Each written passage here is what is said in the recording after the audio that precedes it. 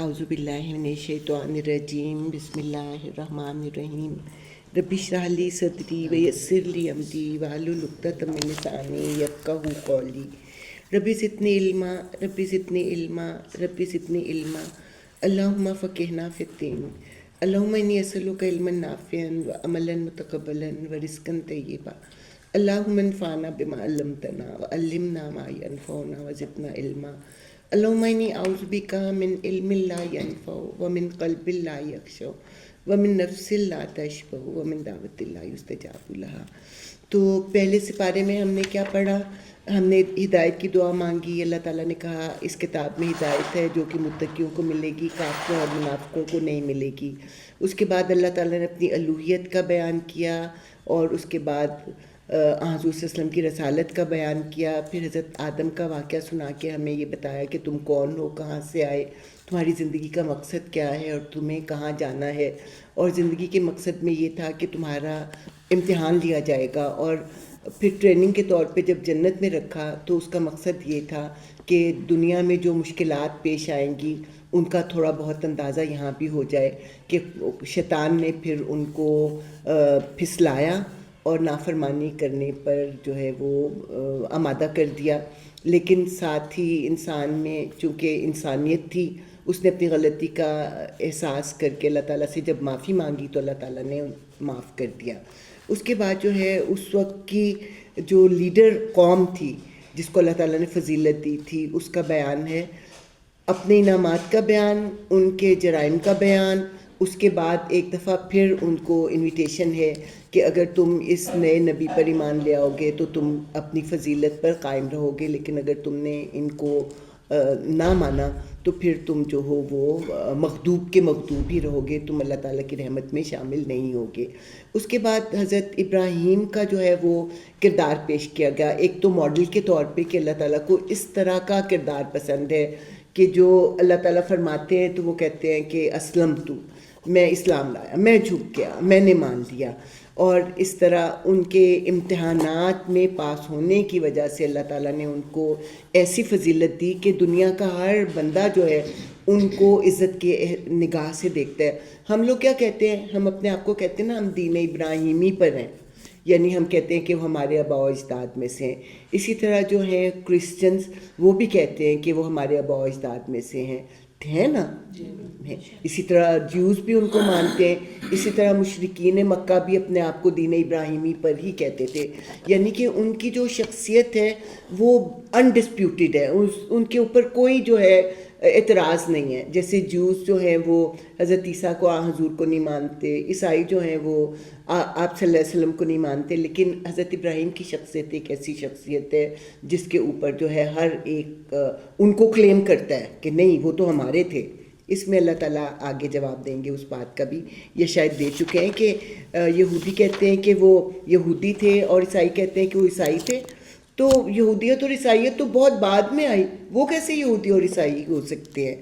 اس کے بعد جو ہے اللہ تعالیٰ نے ان کا کردار جب بیان کر دیا تو اس کا ایک مطلب یہ بھی تھا کہ اب تم تعصب میں نہ پڑ جانا، جیسے تعصب میں شیطان پڑا تھا نا تو اس نے اپنے آپ کو ذلیل و خوار کر لیا تھا، اسی طرح اگر تم اس تعصب میں پڑ گئے کہ آخری رسول جو ہے وہ ہم میں سے نہیں آیا تو تم پھر ذلیل و رسوا ہو جاؤ گے۔ لیکن اگر تم اپنا تعلق اسماعیل کی بجائے ابراہیم سے جوڑو گے تو پھر تم ان پہ ایمان لے آؤ گے، کیونکہ ابراہیم تمہارے دادا ہیں، اور ابراہیم جو ہیں وہ ان کے بھی دادا ہیں، حضور صلی اللہ علیہ وسلم کے بھی دادا ہیں نا۔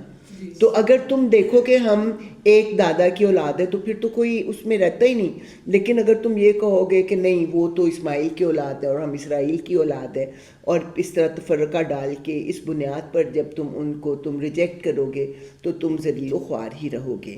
اس کے بعد جب اب یہاں پہ ہے، اب جو دوسرا سپارہ شروع ہو رہا ہے، اس کی جب تک میں بیک گراؤنڈ نہیں بتاؤں گی آپ کو سمجھ نہیں آئے گی۔ اب یہ ہے کہ حضور صلی اللہ علیہ وسلم جب مدینہ میں آئے، میں نے آپ کو پہلے بھی بتایا تھا کہ جب حضور کے پاس واضح احکامات نہیں آتے تھے، کسی حکم کے بارے میں وضاحت نہیں ہوتی تھی تو پہلے نبیوں کا طریقہ اپناتے تھے۔ اسی طرح جب وہ ہجرت کر کے مدینہ میں آئے تو انہوں نے دیکھا کہ یہودی جو ہیں اپنا رخ عبادت کے وقت مسجد اقصیٰ کی طرف کرتے ہیں، تو حضور صلی اللہ علیہ وسلم نے بھی اپنا رخ اس طرف کرنا شروع کر دیا، اور 16 ماہ تک اس طرح سے مسلمان نماز ادا کرتے رہے۔ آگے اللہ تعالیٰ اس کی جو ہے نا وہ بیان کریں گے اس میں کیا مصلحت تھی۔ لیکن حضور صلی اللہ علیہ وسلم کو پتہ تھا کہ جو آخری نبی ہوگا اس کا قبلہ کعبہ ہوگا، ایک یہ بات، اور دوسری بات یہ کہ ان کو فطری محبت بھی تھی۔ ہمیں اپنی جائے پیدائش سے محبت ہوتی نا فطری، اسی طرح ان کو محبت بھی تھی، اور جو لوگ ہجرت کر کے آئے تھے ان لوگوں کو بھی محبت تھی۔ اب وہ رخ تو انہوں نے کیے رکھا 16 سال تک، لیکن انتظار رہتا کہ کب حکم آئے، کب حکم آئے۔ تو اب جو ہے جب حکم آ گیا تو اب جو ہے جیوز ابھی تک آپ کو زیادہ امپورٹنس نہیں دے رہے تھے، اتنا پتہ تھا نبی ہیں، لیکن وہ کہتے تھے ٹھیک ہے ہمارے نبی جیسے ہیں، جو ہم کرتے ہیں، جیسے ہم روزے رکھتے ہیں ویسے رکھتے ہیں، جہاں ہم عبادت کرتے ہیں ویسی عبادت کرتے ہیں، ہمیں کوئی خطرہ نہیں ہے زیادہ۔ لیکن جب انہوں نے دیکھا کہ اب تو یہ انہوں نے قبلہ بدل دیا ہے، ان کو اب جو ہے پتہ لگ گیا کہ اب ہم اور یہ الگ الگ ہو گئے، کیونکہ اپنے نبیوں کو تو وہ قتل بھی کرتے تھے، جھٹلاتے بھی تھے، ان کے ساتھ سرکشی بھی کرتے تھے اور گزارا ہو جاتا تھا۔ لیکن جب اب مسلمانوں نے اپنا رخ کعبہ کی طرف پھیر دیا تو اب وہ کھٹک گئے۔ اب مثلا میں نماز پڑھ رہی ہوں، بٹ کوئی کرسچن ہے یا کوئی کافر یہاں سے گزر رہا ہے، اس کو کیا فرق پڑتا ہے میں ادھر رخ کر کے نماز پڑھوں یا میں ادھر رخ، اس کو کوئی فرق پڑتا ہے؟ تو ان کو کوئی فرق پڑنا چاہیے تھا کہ مسلمان ادھر رخ کر کے نماز پڑھ رہے تھے، اب اس طرف رخ کر کے نماز پڑھ رہے ہیں، لیکن ان کو تو جو ہے نا وہ تکلیف ہو گئی۔ تو انہوں نے پھر یہ جو تھا پروپیگنڈا کرنا شروع کر دیا، لو بھائی نبی ہیں، ان کو تو پتہ ہی نہیں، کبھی ادھر رخ کر کے نماز پڑھ رہے ہیں، کبھی ادھر رخ کر کے نماز پڑھ رہے ہیں، کبھی یہ حکم دیتے ہیں کبھی یہ حکم دیتے ہیں۔ تو ان کا تو یہ تو ایک کیا کہتے ہیں، کوئی ان کا وہ سٹیبلٹی نہیں ہے ان کے تو احکامات میں اور ان کے اعمال میں۔ تو اس کا جواب پھر حضور نے نہیں دیا، اللہ تعالیٰ نے خود ہی دیا۔ تو اب ہم یہاں سے شروع ہوتا ہے، اور اس میں پھر تحویل کعبہ کا حکم آتا ہے۔ تحویل کعبہ کا مطلب یہ ہے کہ کعبہ کی طرف رخ کرنا۔ ابھی تک رخ جو تھا وہ بیت المقدس کی طرف تھا۔ کسی کتاب میں نہیں آیا تھا کہ ان کا رخ بدلیں گے؟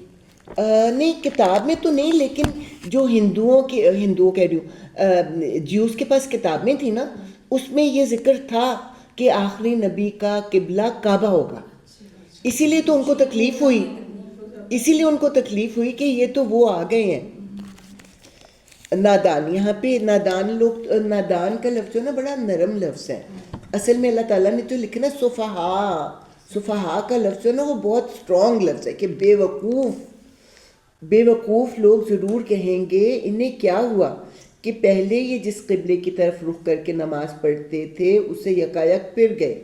اے نبی صلی اللہ علیہ وسلم ان سے کہو مشرق اور مغرب سب اللہ کے ہیں، اللہ جسے چاہتا ہے سیدھی راہ دکھا دیتا ہے، اور اسی طرح تو ہم نے تمہیں ایک امت وسط بنایا ہے۔ یعنی مسلمانوں کو امت وسط بنانے کا یہ اعلان ہے کہ اب ان کا قبلہ مسجد اقصیٰ نہیں ہوگا، مسجد حرام یعنی کہ کعبہ ہوگا، اور یہ اعلان ہے کہ اب وہ آفیشیلی اپنے سٹیٹس سے وہ معزول ہو گئے ہیں، اپنی فضیلت سے وہ ہٹا دیے گئے ہیں، اور وہ فضیلت جو ہے اب یہ مسلمانوں کو امت محمد کو دے دی گئی ہے۔ اور اللہ تعالیٰ نے پھر امت محمد کا نام رکھا ہے امت وسط۔ وسط کیا ہوتا ہے؟ درمیانہ، تو معتدل۔ ہمارے جو احکامات ہمیں دیے گئے ہیں وہ بہت معتدل ہیں۔ مثال کے طور پہ ان میں تھا بنی اسرائیل یعنی جیوز میں تھا قاتل کو لازماً قتل ہی کرنا ہے، ادھر جو ہے حضرت عیسیٰ کو معاف کر دو، لیکن آپ معاف کریں تو آپ کا دل مطمئن نہیں ہوتا اگر مجبوراً آپ کو معاف کرنا پڑے۔ اگر آپ دل سے معاف کرتے ہیں آپ کے دل میں سکون آ جاتا ہے۔ لیکن مسلمانوں کو پھر 3 آپشنز دی گئیں، قاتل کو چاہے تو معاف کر دو، چاہے اسے خون بہا لے لو، اور چاہے اس کو قتل کر دو۔ تو اس طرح مسلمانوں کو جو ہے ایک نرم دین دیا گیا۔ ان کے لیے تھا کہ اگر کپڑا ناپاک ہو جاتا ہے تو اس کو کاٹ دو۔ کتنی سخت ہے نا یہ کہ کپڑا کاٹ دو، اور یہاں ہمیں کہ آپ 3 دفعہ اس پہ سے پانی بہا دو تو وہ پاک ہو جائے گا۔ تو اس طرح مسلمانوں کو نرم جو تھے وہ احکامات دیے گئے۔ پھر امت وسط ہے، جیسے ہوتے نا اب کوئی واقعہ رونما ہوتا ہے تو سب کس طرف دیکھتے ہیں؟ سب دیکھتے ہیں امریکہ کی طرف, اس کا کیا ری ایکشن ہے. اس میں خاص طور پہ میں اس کا ریفرنس دیتی ہوں کہ جب 9/11 ہوا تھا پوری دنیا پہ خاموشی طاری ہوئی تھی. پھر جس وقت امریکہ نے ایک سٹیٹمنٹ دی تو سارے طوطے چڑیاں کوے جو تھے وہ بولنے لگ گئے. تو اصل میں اللہ تعالیٰ نے مسلمانوں کو یہ مقام دیا ہے کہ ساری قوم, ساری دنیا جو ہے وہ مسلمانوں کو دیکھے کہ مسلمانوں کا ری ایکشن کیا ہوتا ہے, اور اس کے مطابق پھر وہ اپنے عمل کو متعین کرے کہ اب انہوں نے کیا کرنا ہے. تو یہ سٹیٹس اصل میں کس کا ہے؟ یہ مسلمانوں کا ہے, امت وسط. اور اس کے بعد امت وسط کا ایک تو معتدل ہو گیا, پھر یہ کہ عدل کرنے والی, یہ عدل کرنے والی جو ہے یہ امت ہے. اور پھر ایک کہا جاتا ہے کہ اس وقت کا جو تھا مرکز وہ یہی تھا مڈل ایسٹ میں, اور ادھر یورپ ہے, ادھر افریقہ ہے, تو یہ وسط میں تھے, بیچ میں تھے. کعبہ ویسے تو خیر گول چیز میں ہر چیز ہی وسط ہو سکتی ہے, لیکن اس وقت کی جو نون ورلڈ تھی نا, اس وقت امریکہ تو نہیں دریافت ہوا ہوا تھا نا, تو اس وقت کی نون ورلڈ کا جو وسط تھا نا وہ پھر خانہ کعبہ ہی تھا. درمیانی, ہاں وسط کا مطلب ہی ہوتا ہے درمیانی. جی ہر چیز کی جو خوبصورتی ہوتی ہے وہ وسط میں, اور اس میں زیادہ جو ہے نا وہ اعتدال والا عنصر جو ہے وہ زیادہ آتا ہے. تو یہاں پہ یہ مسلمانوں کا قبلہ کعبہ کر کے اعلان کر دیا گیا کہ امت وسط جو ہے یا لیڈر امت جو ہے اب وہ مسلمان ہے. ٹھیک ہے, اب آپ دیکھیں گے کہ کلام کا رخ بالکل بدل گیا. ابھی تک کلام کا رخ کیا تھا؟ مختلف قسم کے جرائم کا ذکر تھا, پھر انعامات کا ذکر تھا. اب یہاں سے اب اللہ تعالیٰ نے جب مسلمانوں کو امت وسط بنا دیا, کس وقت بنایا؟ جب ان کے پاس تھوڑی سی اتھارٹی آ گئی تھی. اتھارٹی کیسے آئی تھی کہ آج وہ سب وسلم جب مدینہ میں تشریف لائے ہیں تو یہودی قبائل کے ساتھ انہوں نے امن کے معاہدے کر لیے تھے کہ اگر مدینہ پر حملہ ہوگا, مطلب اگر جیوز پر کوئی حملہ کرے گا مسلمان مل کے دفاع کریں گے, اگر مسلمانوں پر حملہ ہوگا جیوز مسلمانوں کے ساتھ مل کے دفاع کریں گے, اپنے معاملات کا فیصلہ جو ہے وہ حضور صلی اللہ علیہ وسلم سے کروائیں گے. اس طرح سے جو اتھارٹی تھی وہ مدینہ کی وہ پھر حضور صلی اللہ علیہ وسلم کے پاس آ گئی تھی. تو اتھارٹی کے بغیر جو ہے وہ قوانین کو نافذ نہیں کیا جا سکتا. اب ہماری عدالتیں بعض اوقات فیصلے کرتی ہیں نا, تو اب چونکہ عدالتوں کے پاس اتھارٹی نہیں ہے وہ فیصلے نافذ نہیں ہوتے. اب جب مسلمانوں کے پاس اتھارٹی آئی تو پھر اللہ تعالیٰ نے پھر ایک اسلامی معاشرے کی تشکیل کے لیے احکامات دینے شروع کر دیے. اب آپ دیکھیں پہلے تو آئے گا تحویل قبلہ کا حکم, اور اس کو 5 دفعہ بیان کیا گیا ہے. 3 دفعہ حضور صلی اللہ علیہ وسلم سے جو ہے وہ خطاب کر کے, اور اسی طرح 2 یا 3 دفعہ جو ہے وہ امت سے خطاب کر کے. اور اس طرح سے کیوں کہ آپ اپنا رخ کعبہ کی طرف پھیر لیں, یعنی آپ مدینہ میں ہیں تو اپنا رخ کعبہ کی طرف پھیر لیں. اس کے بعد دوسرا جو ہے پہلو وہ یہ ہے کہ جب آپ مدینہ سے باہر ہوں, یعنی دنیا میں کسی بھی جگہ پہ ہوں, تو اپنا رخ جو ہے وہ کعبہ کی طرف پھیرنا ہے. اس کے بعد وقت کے کسی بھی موڑ پر آپ ہوں, 1400 سال پہلے تب بھی کعبہ کی طرف, آج 1400 سال بعد آج بھی کعبہ کی طرف, اور قیامت آنے تک سب نے اپنا رخ جو ہے وہ کعبہ کی طرف ہی پھیرنا ہے. اب آپ دیکھیں گے بار بار اللہ تعالیٰ فرمائیں گے کہ اپنا رخ کعبہ کی طرف پھیرو, اپنا رخ کعبہ کی طرف پھیرو.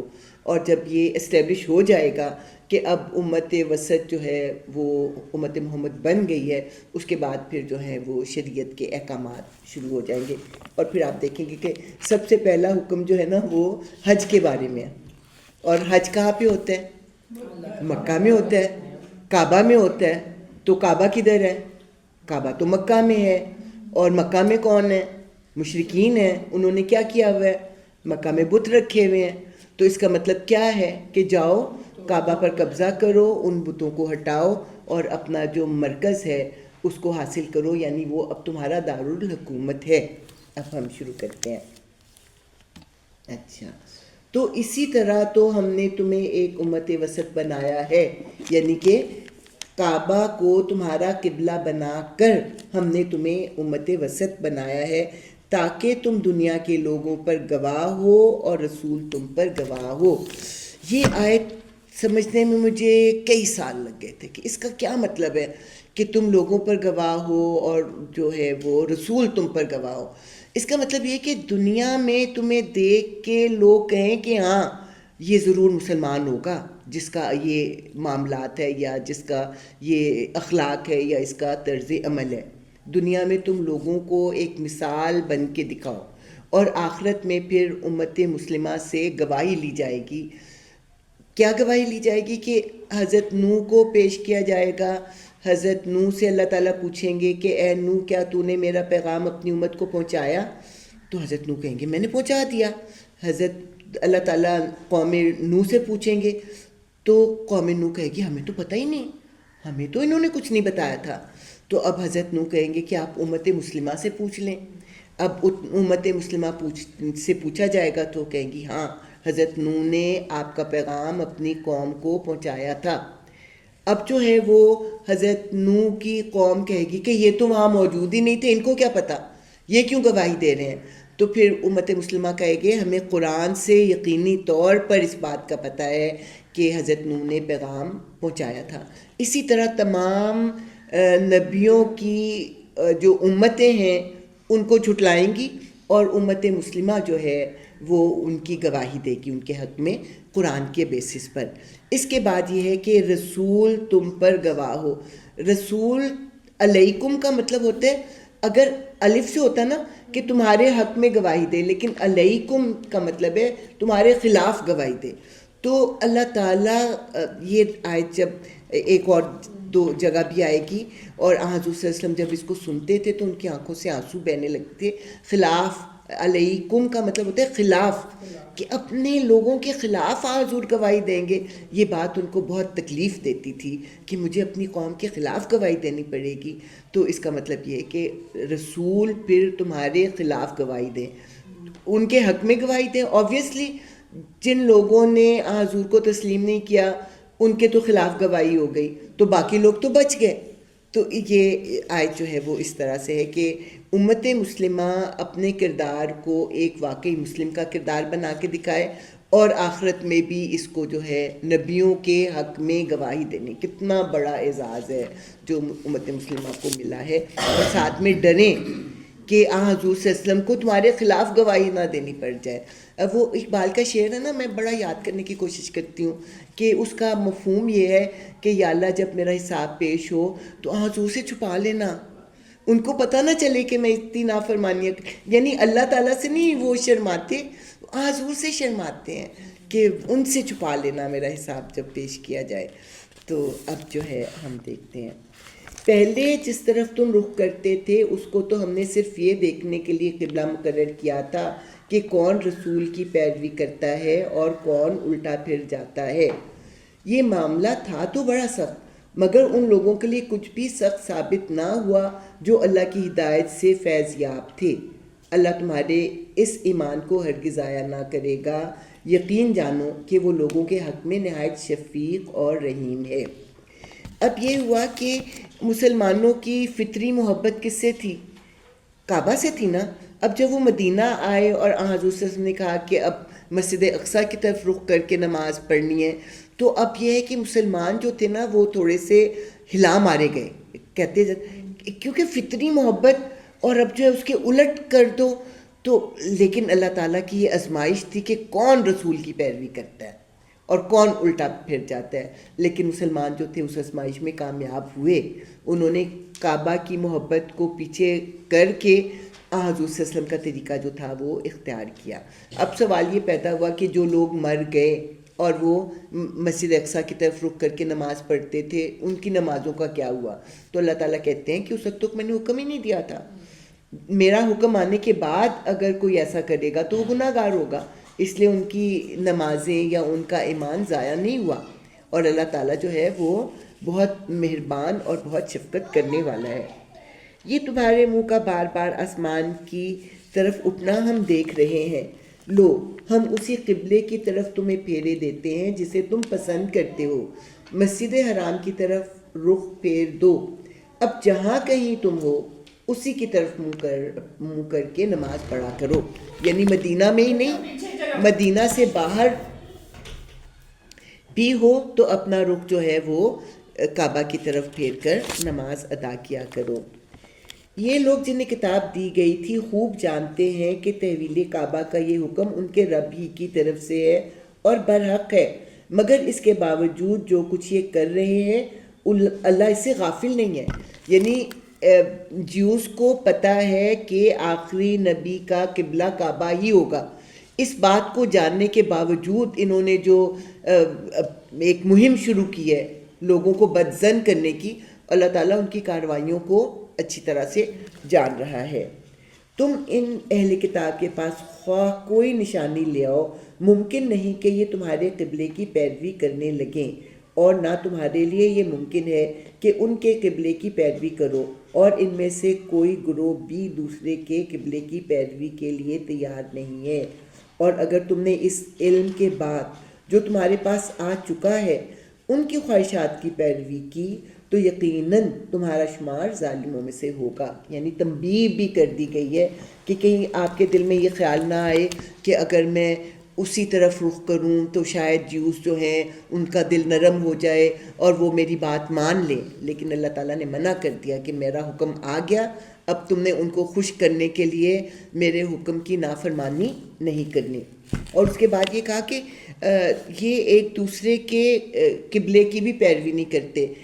عیسائی جو ہے وہ مشرق کی طرف رخ کرتے ہیں، اور جو ہیں وہ یعنی مسجد اقصیٰ تو وہی ہے نا، تو مشرق کی طرف رخ کرتے ہیں عیسائی، اس لیے کہ قرآن میں ہے کہ مریم جو تھی وہ مشرقی گوشے میں حجرے میں چلی گئی، ٹھیک ہے۔ اور اس طرح یہ جو جیوز ہیں وہ اب مسجد اقصیٰ کے مغربی رخ کو جو ہے وہ اپنائے ہوئے ہیں، اور مغرب کی طرف ہی وہ دیواریں گری ہے نا، تو یہ نہ عیسائی اس طرف رخ کرتے ہیں نہ جیوز جو ہے وہ، تو یہ تو ایک دوسرے کے قبلے کی پیروی نہیں کرتے، تو آپ نے بھی اب ان کے قبلے کی پیروی نہیں کرنی۔ اور یہ جو کہا کہ ہم بار بار آپ کے چہرے کا اٹھنا جو ہے وہ آسمان کی طرف دیکھ رہے تھے، یعنی ہمیں پتہ ہے کہ آپ کے دل میں یہ خواہش تھی کہ کعبہ ہی جو ہے وہ قبلہ مقرر ہو جائے، کیونکہ جب حضرت صلی اللہ علیہ وسلم مکہ میں تھے تو جہاں پہ رکن یمانی ہے نا، جہاں پہ ہم ربنا آتنا پڑھتے ہیں، تو اس طرف کھڑے ہوتے تو سامنے کعبہ ہوتا اور سامنے پھر مسجد اقصیٰ بھی ہوتی تھی۔ لیکن جب وہ مدینہ میں آئے تو اگر وہ مسجد اقصیٰ کا رخ کرتے ہیں تو کعبہ ان کی بیک پہ آ جاتا ہے، اور اگر وہ کعبہ کا رخ کرتے ہیں تو ان کی بیک جو ہے وہ مسجد اقصیٰ کی طرف آتی ہے۔ لیکن چونکہ واضح حکم نہیں تھا اس لیے وہ مسجد اقصیٰ کی طرف رخ کر کے 16 مہینے نماز ادا کرتے رہے، لیکن ان کی خواہش کیا تھی کہ ان کا قبلہ جو ہے دوبارہ کعبہ ہو جائے۔ جن لوگوں کو ہم نے کتاب دی ہے وہ اس مقام کو جسے قبلہ بنایا گیا ہے ایسا پہچانتے ہیں جیسے اپنی اولاد کو پہچانتے ہیں، مگر ان میں سے ایک گروہ جانتے بوجھتے حق کو چھپا رہا ہے۔ یہ قطعی ایک امر حق ہے تمہارے رب کی طرف سے، لہٰذا اس کے متعلق تم ہرگز کسی شک میں نہ پڑو کہ ان کے پروپیگنڈے کا شکار ہو کر کہیں خود ہی اپنے اوپر شک نہ کرنے لگ جاؤ کہ شاید میں نے غلط سنا ہے۔ ہر ایک کے لیے ایک رخ ہے جس کی طرف وہ مڑتا ہے، بس تم بھلائیوں کی طرف سبقت کرو، جہاں بھی تم ہوگے اللہ تمہیں پا لے گا، اس کی قدرت سے کوئی چیز باہر نہیں ہے۔ تمہارا گزر جس مقام سے بھی ہو وہیں سے اپنا رخ نماز کے وقت مسجد حرام کی طرف پھیر دو، کیونکہ یہ تمہارے رب کا بالکل برحق فیصلہ ہے، اور اللہ تم لوگوں کے اعمال سے بے خبر نہیں ہے۔ اور جہاں سے بھی تمہارا گزر ہو اپنا رخ مسجد حرام ہی کی طرف پھیرا کرو، اور جہاں بھی تم ہو اسی کی طرف منہ کر کے نماز پڑھو، تاکہ لوگوں کو تمہارے خلاف کوئی حجت نہ ملے۔ یعنی جیوز یہ نہ کہتے پھرے کہ نہیں بھئی جو آخری نبی ہوگا اس کا قبلہ تو کعبہ ہے، تو یہ تو مسجد اقصیٰ کی طرف رخ کرتے ہیں، تو ان کو اس اعتراض کا موقع نہ ملے۔ ہاں جو ظالم ہیں ان کی زبان کسی حال میں بند نہ ہوگی، تو ان سے تم نہ ڈرو بلکہ مجھ سے ڈرو، اور اس لیے کہ میں تم پر اپنی نعمت پوری کر دوں، اور اس توقع پر کہ میرے اس حکم کی پیروی سے تم اسی طرح فلاح کا راستہ پاؤ گے جس طرح تمہیں اس چیز سے فلاح نصیب ہوئی کہ میں نے تمہارے درمیان خود تم میں سے ایک رسول بھیجا جو تمہیں میری آیات سناتا ہے، تمہاری زندگیوں کو سنوارتا ہے، تمہیں کتاب اور حکمت کی تعلیم دیتا ہے اور تمہیں وہ باتیں سکھاتا ہے جو تم نہ جانتے تھے، لہٰذا تم مجھے یاد رکھو، میں تمہیں یاد رکھوں گا اور میرا شکر ادا کرو، کفران نعمت نہ کرو۔ اب یہ الفاظ تو میں نے پڑھ لی ہیں، اب ان کو دیکھیں۔ یہ جو میں نے آپ سے کہا تھا نا، تم میں سے ایک رسول بھیجا، حضرت ابراہیم نے کیا دعا کی تھی؟ یا اللہ ان میں سے ایک رسول بھیجنا۔ پھر انہوں نے کہا تھا جو انہیں آیتیں پڑھ کے سنائے، اور وہاں پہ چونکہ وہ ایک انسان ہے نا تو ان کی دعا میں تھوڑی سی کمی تھی، اس کو اللہ تعالیٰ نے پورا کیا۔ تو انہوں نے کہا کہ ان کو آیتیں پڑھ کے سنائے، انہیں کتاب اور حکمت کی تعلیم دے اور ان کا تزکیہ کرے۔ لیکن اب اس ٹیبل کو میں صاف کروں گی تو اور چیزیں رکھ سکوں گی نا، تو پہلے تزکیہ ہوگا تو اس کے اندر حکمت اور کتاب آئے گی نا۔ تو اللہ تعالیٰ نے اصلاح کر دی، اور تزکیہ کا لفظ جو حضرت ابراہیم نے بعد میں کہا تھا، اللہ تعالیٰ نے اس لفظ کو پہلے رکھ دیا۔ تو ہم کہتے ہیں نا کہ حضور صلی اللہ علیہ وسلم تو حضرت ابراہیم کی دعا کا جواب ہے، تو یہ ہے کہ انہوں نے دعا مانگی، اللہ تعالیٰ کہتے ہیں کہ اس دعا کو قبول کر کے میں نے حضور صلی اللہ علیہ وسلم کو جو ہے وہ بھیجا ہے، اور ان کی پھر 4 ڈیوٹیز بتائی ہیں کہ کوئی بھی رسول جو ہوتا ہے اللہ تعالیٰ کی آیات سناتا ہے اور ان پر عمل کرنے کا طریقہ سکھاتا ہے، اور دل سے جو ہے وہ غلط خیالات کو نکالتا ہے، غلط عقیدوں کو بھی نکالتا ہے، اور غلط رسوم و رواج میں جو ہم جکڑے ہوئے ہوتے ہیں ان سے بھی جو ہے ہمیں نجات دیتا ہے، اور وہ باتیں سکھاتا ہے جو ہم نہیں جانتے۔ یعنی اپنے حواس سے ہم جنت اور دوزخ کو تو نہیں جانتے، یہ باتیں ہمیں کون بتاتا ہے؟ ہمیں نبی اور رسول ہی بتاتے ہیں۔ اس کے بعد اللہ تعالیٰ نے کہا فَاذْكُرُونِي أَذْكُرْكُمْ، تم مجھے یاد رکھو میں تمہیں یاد رکھوں گا۔ اگر تم اکیلے میں مجھے یاد رکھو گے تو میں بھی اکیلے میں تمہیں یاد کروں گا، تم محفل میں مجھے یاد کرو گے تو میں اس محفل سے اچھی محفل میں، یعنی فرشتوں کی محفل میں تمہیں یاد کروں گا، تم میرے پاس ہاتھ بڑھ کر آؤ گے میں بازو بڑھ کر تمہارے سامنے آؤں گا۔ مطلب الفاظ آگے پیچھے ہیں کہ تم 1 قدم چل کر آؤ گے میں 10 قدم آگے چل کر آؤں گا، تم چل کر آؤ گے میں دوڑ کر آؤں گا۔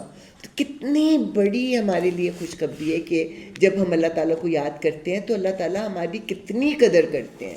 فَاذْكُرُونِي أَذْكُرْكُمْ اور وَاشْكُرُوا لِي، اور میرا شکر کرو۔ شیطان نے کیا کہا تھا کہ میں تیرے بندوں کو تیرا شکر گزار نہ رہنے دوں گا، تو اللہ تعالیٰ نے کیا کہا؟ میرا شکر کرو، اور وَلَا تَكْفُرُونِي، اور میری ناشکری نہ کرو کہ اتنی نعمت میں نے تمہیں، اسلام کی نعمت تمہیں عطا کی ہے تو اس کی ناشکری نہ کرو۔ اے لوگو جو ایمان لائے ہو، صبر اور نماز سے مدد لو۔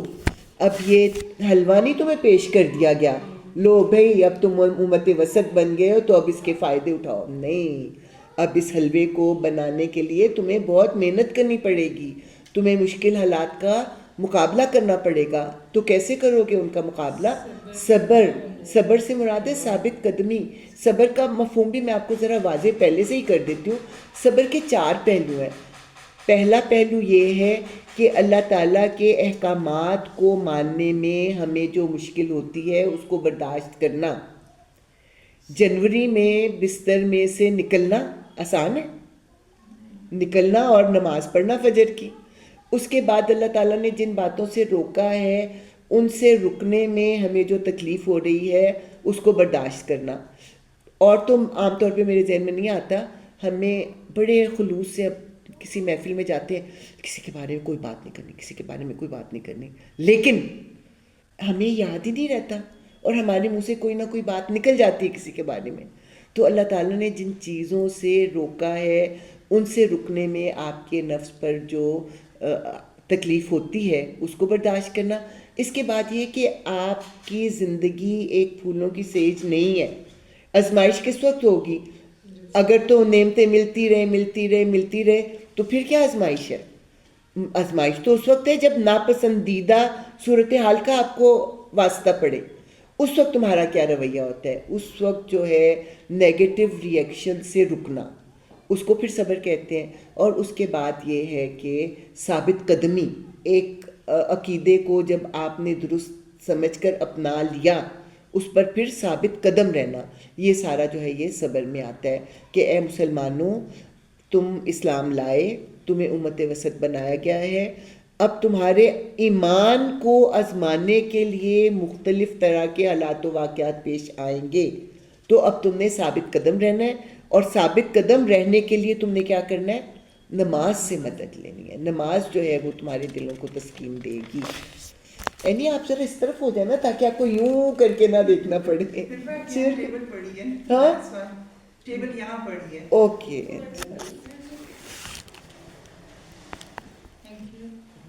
کیونکہ آپ کو بار بار ایسے کرنا پڑتا ہے نا، تھک جاتا ہے بندہ. تو آپ نے مشکل حالات میں اللہ تعالیٰ نے ہمیں خود بتا دیا ہے. نہیں اب تو ہو گیا ٹھیک، ہو گیا ٹھیک اب تو. ہاں تو اب ہماری زندگی کے لیے یہ سبق ہے، ہماری زندگی بھی پھولوں کی سیج نہیں ہوگی. مختلف طرح کی آزمائشیں جو ہیں وہ آتی رہیں گی. اس لیے وہ حالات و واقعات جو ہمیں ناپسند ہیں ان کو ہم نے برداشت کرنا ہے، اور نماز سے پھر ہم نے مدد لینی ہے، جو کہ حضور صلی اللہ علیہ وسلم کا طریقہ تھا کہ جب بھی کوئی مشکل آتی تھی تو وہ نماز کے لیے کھڑے ہو جایا کرتے تھے. اور جو لوگ اللہ کی راہ میں مارے جائیں انہیں مردہ نہ کہو، ایسے لوگ تو حقیقت میں زندہ ہیں مگر تمہیں ان کی زندگی کا شعور نہیں ہوتا.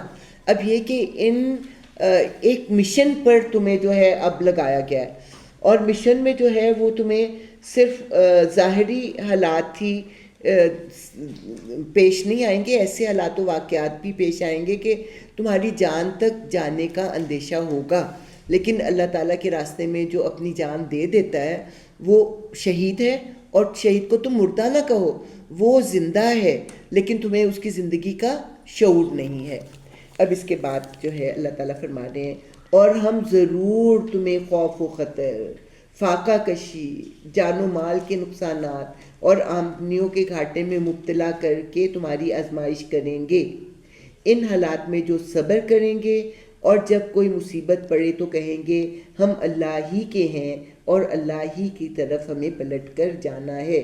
انہیں خوشخبری دے دو، ان پر ان کے رب کی طرف سے بڑی عنایات ہوں گی، اس کی رحمت ان پر سایہ کرے گی، اور ایسے ہی لوگ راست رو ہیں. ٹھیک ہے، اب پھولوں کی سیج نہیں ہے اسلام پر چلنا. اللہ تعالیٰ لازماً آزمائیں گے، لیکن ہم نے کیا کرنا ہے؟ صبر، ثابت قدمی. اور جب بھی کوئی مصیبت آئے تو ہم نے کیا کہنا ہے؟ انا للہ و انا الیہ راجعون. صحابہ کرام کا چراغ بھی اگر بجھ جاتا تھا نا تو وہ انا للہ و انا الیہ راجعون ہی پڑھا کرتے تھے. اور یہ پڑھنے کا اتنا اجر ہے کہ اللہ تعالیٰ کی طرف سے عنایتیں اور رحمتیں جو ہیں وہ نازل ہوتی ہیں. یقیناً صفا اور مروہ اللہ کی نشانیوں میں سے ہیں، لہٰذا جو شخص بیت اللہ کا حج یا عمرہ کرے اس کے لیے کوئی گناہ کی بات نہیں کہ وہ ان دونوں پہاڑیوں کے درمیان سعی کرے. اور جو برضا اور رغبت کوئی بھلائی کا کام کرے گا، اللہ کو اس کا علم ہے اور وہ اس کی قدر کرنے والا ہے. اب یہ ہے کہ صفا اور مروہ ویسے تو کس کی نشانی ہے؟ حضرت حاجرہ کی تگ و دو کی نشانی ہے نا. لیکن پھر مشرکین مکہ نے ان کے اوپر 2 بت رکھ دیے ہوئے تھے، آصاف اور نائلہ، اور پھر یہ صحیح کرتے تھے. اب جب مسلمانوں پر حج کا حکم آیا تو ان کے دل میں شک پیدا ہوا کہ اب ہم کیا کریں، پہلے تو ہم صحیح کیا کرتے تھے تو اب ہم کیا کریں. تو اس پر اللہ تعالیٰ نے کہا وہ اصاف اور نائلہ تو بعد میں رکھے گئے تھے، اصل میں تو یہ حضرت حاجرہ کی جو کوشش تھی اس کی یہ نشانی ہے اور یہ اللہ تعالیٰ کا نشان ہے. تو تم حج اور عمرہ کرو، اور حج اور عمرہ مکمل نہیں ہوتا جب تک کہ صحیح نہیں کی جاتی. جو لوگ ہماری نازل کی ہوئی روشن تعلیمات اور ہدایات کو چھپاتے ہیں، در حالی کہ انہیں سب انسانوں کی رہنمائی کے لیے اپنی کتاب میں بیان کر چکے ہیں، یقین جانو کہ اللہ بھی ان پر لعنت کرتا ہے اور تمام لعنت کرنے والے بھی ان پر لعنت بھیجتے ہیں. البتہ جو اس روش سے باز آ جائیں اور اپنے طرز عمل کی اصلاح کر لیں اور جو کچھ چھپاتے تھے اسے بیان کرنے لگیں، ان کو میں معاف کر دوں گا اور میں بڑا درگزر کرنے والا اور رحم کرنے والا ہوں. ہم نے پہلے سپارے کے آخر میں آیت پڑھی تھی نا کہ اس سے بڑا ظالم اور کون ہوگا جس کے پاس ایک گواہی ہے اللہ کی طرف سے، ایک امانت ہے، اور وہ اس گواہی کو چھپا جائے. تو یہاں پہ اللہ تعالیٰ اس کا بیان کر رہا ہے کہ یہاں پھر جیوز کی طرف ہی اشارہ ہے اور عیسائیوں کی طرف بھی، کہ ان کی کتابوں میں اللہ تعالیٰ کی طرف سے ایک امانت چھپی ہوئی ہے.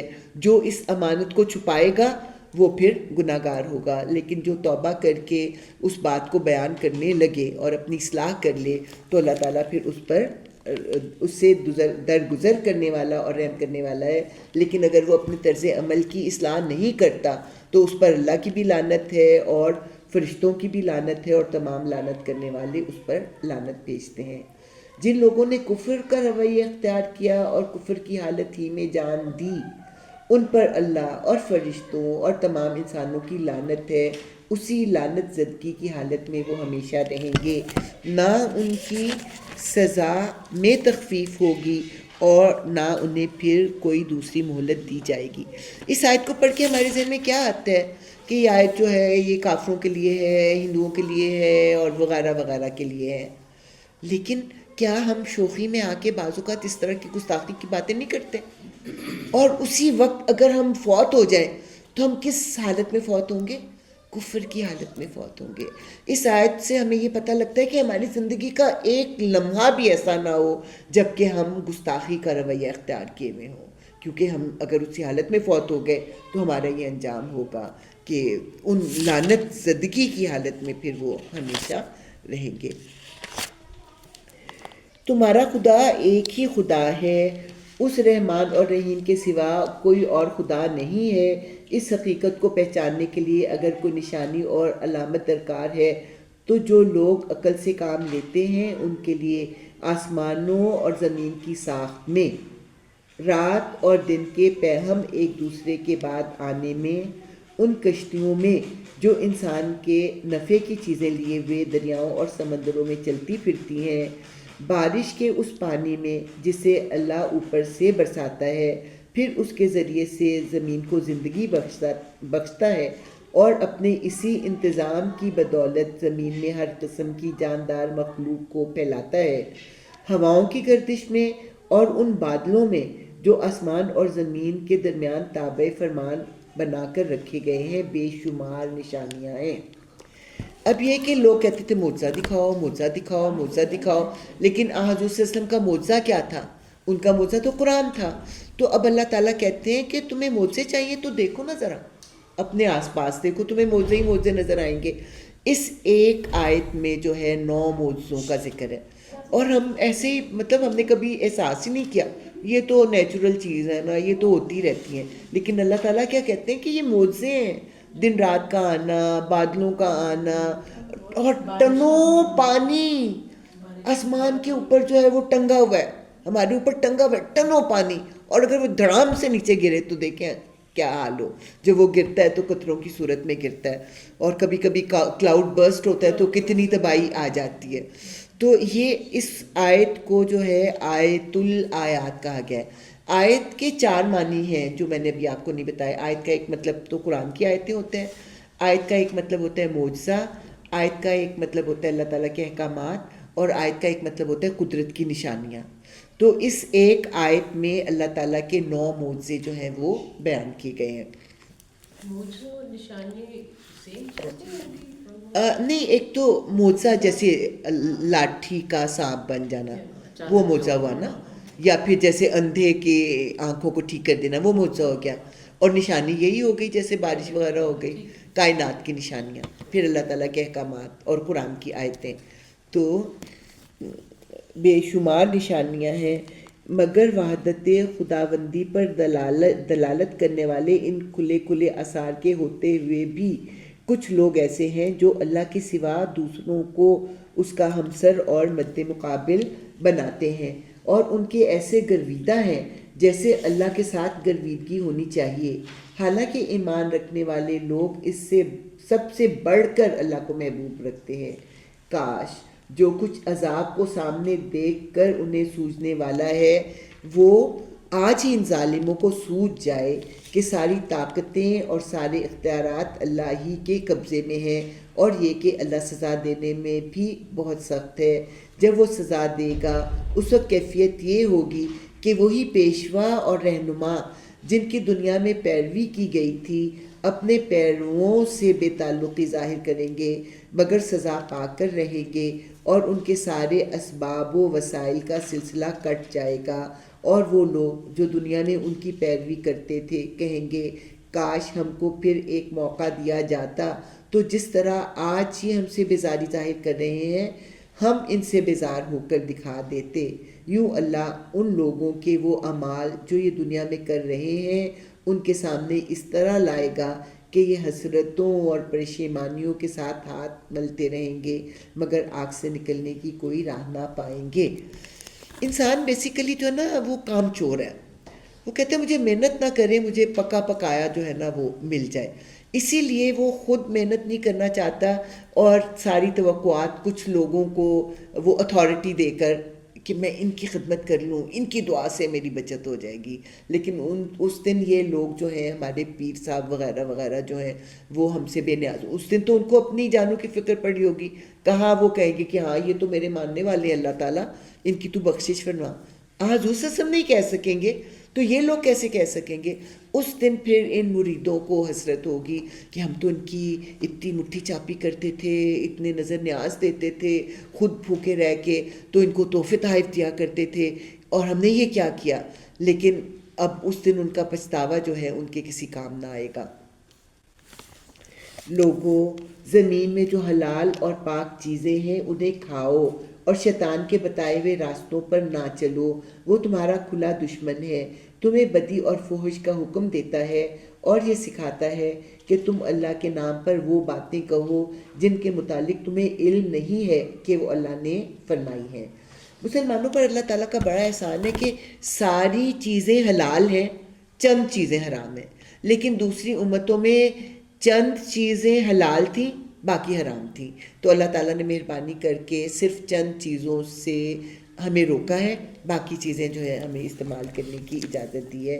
حلال اور طیب، حلال میں ایک تو یہ آ جاتا ہے جیسے کہ اللہ تعالیٰ نے کہا یہ چیز حرام ہے، ٹھیک ہے، اس کے علاوہ باقی چیزیں حلال ہیں، لیکن ان کو حلال طریقے سے آپ نے جو ہے حاصل کیا ہو، حرام کی کمائی سے حاصل نہ کیا ہو، پہلی بات۔ اور دوسری بات یہ کہ آپ کہیں کہ یہ سیب میری تو حلال کمائی کا ہے تو میں اب خراب ہو گیا تو اس کو پھینک دوں، نہیں، میں تو اس کو کھاؤں گی، تو وہ طیب تو نہیں ہے نا، وہ آپ کو جو ہے وہ بیمار کرے گا، اور آپ کو اللہ تعالیٰ کے احکام، اب مثلا جب بیمار ہو جاتا ہے تو عبادات وغیرہ میں ہر چیز میں پھر کمی آ جاتی ہے نا، تو اس لیے اللہ تعالیٰ نے کہا حلال اور طیب، اس میں چیز بھی حلال ہو، حلال طریقے سے حاصل کی گئی ہو، اور طیب بھی ہو، صاف ستھری اور پاک صاف ہو۔ لیکن شیطان جو ہے نا حکم دیتا ہے کہ فلاں چیز بھی حرام ہے، فلاں چیز بھی حرام ہے، یہ بعد میں پھر آئیں گی کہ کس طرح سے شیطان نے حلال چیزوں کو جو ہے وہ حرام ٹھہرایا ہوا تھا۔ ان سے جب کہا جاتا ہے کہ اللہ نے جو احکام نازل کیے ہیں ان کی پیروی کرو تو جواب دیتے ہیں ہم تو اسی طریقے کی پیروی کریں گے جس پر ہم نے اپنے باپ دادا کو پایا ہے۔ اچھا، اگر ان کے باپ دادا نے عقل سے کچھ بھی کام نہ لیا ہو اور راہ راست نہ پائی ہو تو کیا پھر بھی یہ انہی کی پیروی کیے چلے جائیں گے؟ یہ لوگ جنہوں نے خدا کے بتائے ہوئے طریقے پر چلنے سے انکار کر دیا ہے، ان کی حالت بالکل ایسی ہے جیسے چرواہا جانوروں کو پکارتا ہے اور وہ ہانک پکار کی صدا کے سوا کچھ نہیں سنتے، یہ بہرے ہیں، گونگے ہیں، اندھے ہیں، اس لیے کوئی بات ان کی سمجھ میں نہیں آتی۔ اب مشرکین مکہ کے کانوں میں جب وہ آواز گونجتی تھی تو آواز ہی رہ جاتی تھی، کیونکہ دھیان سے وہ سنتے ہی نہیں تھے، اگر دھیان سے سنتے تو دل پہ اثر ہوتا اور ان کو نظر آتا کہ ہاں حق یہ ہے اور باطل یہ ہے، لیکن چونکہ یہ ایک چرواہے کی طرح، جانوروں کی طرح ایک ہانک اور پکار سن رہے ہیں، اس لیے ان کے دلوں پر اثر نہیں ہوتا، اور ان کی حالت تو جانوروں سے بھی بری ہے۔ اے لوگوں جو ایمان لائے ہو، اگر تم حقیقت میں اللہ ہی کی بندگی کرنے والے ہو تو جو پاک چیزیں ہم نے تمہیں بخشی ہیں انہیں بے تکلف کھاؤ اور اللہ کا شکر ادا کرو۔ شکر کا لفظ آپ بار بار جو ہے وہ پائیں گے اس میں۔ ہر دفعہ میں کہتی ہوں کہ اس دفعہ ہم نے جو ہے نا کوئی چیز سیکھنی ہے. ایک دفعہ ہم نے کیا سیکھا تھا کہ دوسروں کی نعمتوں کو نہ دیکھو, اپنی نعمتوں کو دیکھو. اس دفعہ ہم دیکھتے ہیں کہ ہم شکر کے اوپر فوکس کرتے ہیں کہ پہلے تو شیطان نے کہا کہ میں تیرے بندوں کو شکر گزار نہ ہونے دوں گا. اب یہاں پہ ہم دیکھیں گے کہ اللہ تعالیٰ کس طرح ہمیں کہتے ہیں کہ میرے شکر گزار بنو, میرے شکر گزار بنو. اچھا, اللہ کی طرف سے اگر کوئی پابندی تم پر ہے تو وہ یہ ہے کہ مردار نہ کھاؤ, خون سے اور سور کے گوشت سے پرہیز کرو, اور کوئی ایسی چیز نہ کھاؤ جس پر اللہ کے سوا کسی اور کا نام لیا گیا ہو. ہاں, جو شخص مجبوری کی حالت میں ہو اور وہ ان میں سے کوئی چیز کھا لے بغیر اس کے کہ وہ قانون شکنی کا ارادہ رکھتا ہو یا ضرورت کی حد سے تجاوز کرے تو اس پر کچھ گناہ نہیں, اللہ بخشنے والا اور رحم کرنے والا ہے. بار بار قرآن میں یہی 4 چیزیں ملیں گی, مردار, خون اور سور اور غیر اللہ کے نام پہ ذبح کیا ہوا جانور. مردار کیوں علام ہے آپ کو تو پتہ لگ گیا ہوگا, لیکن پھر بھی میں دہرا دیتی ہوں کہ جب ذبح کیا جاتا ہے نا, اسلامی طریقے سے ذبح کیا جاتا ہے, تو اس وقت جب جانور پھڑکتا ہے نا تو سارا خون نکل جاتا ہے, اور سارے جراثیم جو ہوتے ہیں وہ خون میں ہوتے ہیں. اس لیے جو جانور خود بخود مر جائے تو اس کا خون تو نہیں نکلتا, سارے جرمز اس کے اندر ہوتے ہیں, اس لیے مردار کو کھانے سے منع کیا. اس کے بعد پھر خون کو الگ سے ذکر کیا. تو بہت عرصے تک میں سمجھتی رہی کہ جب اللہ تعالیٰ نے مردار کھانے سے اس لیے منع کیا ہے کہ اس کا خون نہیں نکلتا تو ٹھیک ہے, سمجھتی رہی. لیکن ایک دفعہ میں نے ایک نیشنل جغرافی پہ پروگرام دیکھا, افریقہ کے کسی جگہ کا تھا کہ وہ باہر نکلتے تھے, باہر کوئی بھیڑ یا گائے کھڑی ہوئی ہے, اس کو کٹ لگاتے, اس کا خون نکلتا تو اس کو چاٹ لیتے. مطلب بھوک کا یہ عالم ہوتا تھا کہ وہ, اور خون پینے سے طاقت ملتی ہوگی ان کو. تو اس اذیت میں جانوروں, مطلب کس طرح سے لوگ جو ہے وہ خون کا استعمال کر سکتے ہیں, ٹھیک ہے نا. تو پھر ایک یہ پہلو بھی آ گیا, ایک تو وہ جرمز کا پہلو تھا, دوسرا پھر یہ کہ جانوروں کو بلا وجہ اذیت نہ دو, اور اس کے بعد پھر ہے کہ سور کے خون سے جو ہے وہ منع کیا گیا. میں یہ سوچ رہی تھی, میرا خیال آیا کہ اللہ تعالیٰ نے جس سے منع کیا ہے اس میں حکمت ہے.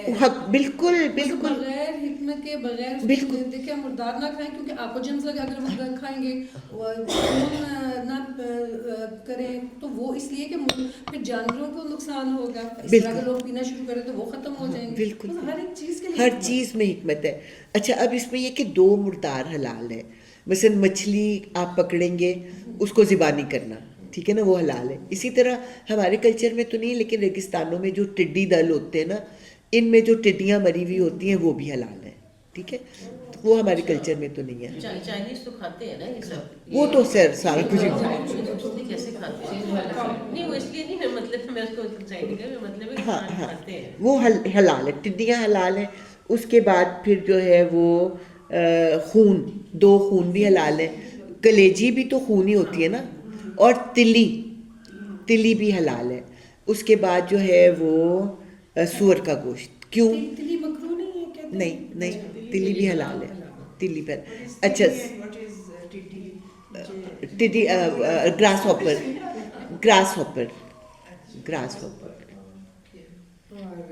اچھا, سور کے گوشت کے, اب دیکھیں آپ نے پڑھا ہوگا جی, اسپلین. اچھا جی, سور کے گوشت سے اگر آپ کے ذہن میں ہو کہ عرب کے لوگ دودھ پلانے کے لیے دائیوں کو دے دیتے تھے, کیسی دائی کا انتخاب کیا جاتا تھا؟ پاکیزہ عورت, اچھے کردار کی عورت, یعنی دودھ کا اثر ہوتا ہے. سور کے بارے میں کیا مشہور ہے کہ وہ غلیظ ترین جانور ہے, کہ وہ اپنی بھی غلاظت کھا لیتا ہے, پہلی بات یہ. اور دوسری بات یہ کہ اس میں جو ہے ایک سورنی جو ہے نا بیک وقت کئی بوائے فرینڈز رکھتی ہے. اور آپ دیکھتے ہیں کہ یہ جو ہم پڑھتے ہیں نا کہ حضرت عیسیٰ آئیں گے تو سور کو مار دیں گے, تو کیا گن لے کے وہ پھریں گے اور سارے سوروں کو ماریں گے؟ مطلب یہ کہ سور کا کلچر ختم کر دیں گے. سور کا کلچر کیا ہے کہ ایک ہی عورت ایک وقت میں مختلف لوگوں کے ساتھ جو تعلق رکھتی ہے اس کو جو ہے وہ سور کا کلچر کہا گیا کہ وہ اس کلچر کو ختم کریں گے. تو اس کا مطلب ویسے بھی آپ دیکھیں نا, آپ جیسے جب چھوٹا بیبی ہوتا ہے تو ماں سے کہتے ہیں دال نہ کھانا, بچے کے پیٹ میں درد ہو جائے گی, یا پھر ہم کہتے ہیں ہم نے گوبھی نہیں کھانی, ہمیں تکلیف ہو جائے گی. تو اسی طرح اللہ کو پتہ ہے کہ سور کا گوشت جو ہے وہ ہمارے لیے کتنا مضر ہے, جس کے لیے بار بار اللہ تعالیٰ ہمیں اس سے منع کرتے ہیں. اور اس کے بعد ہے کہ ایسا جانور جو غیر اللہ کے نام پر ذبح کیا گیا یا جو غیر اللہ کے نام پر پکارا گیا, اس کا کھانا جو ہے وہ بھی منع کیا گیا ہے.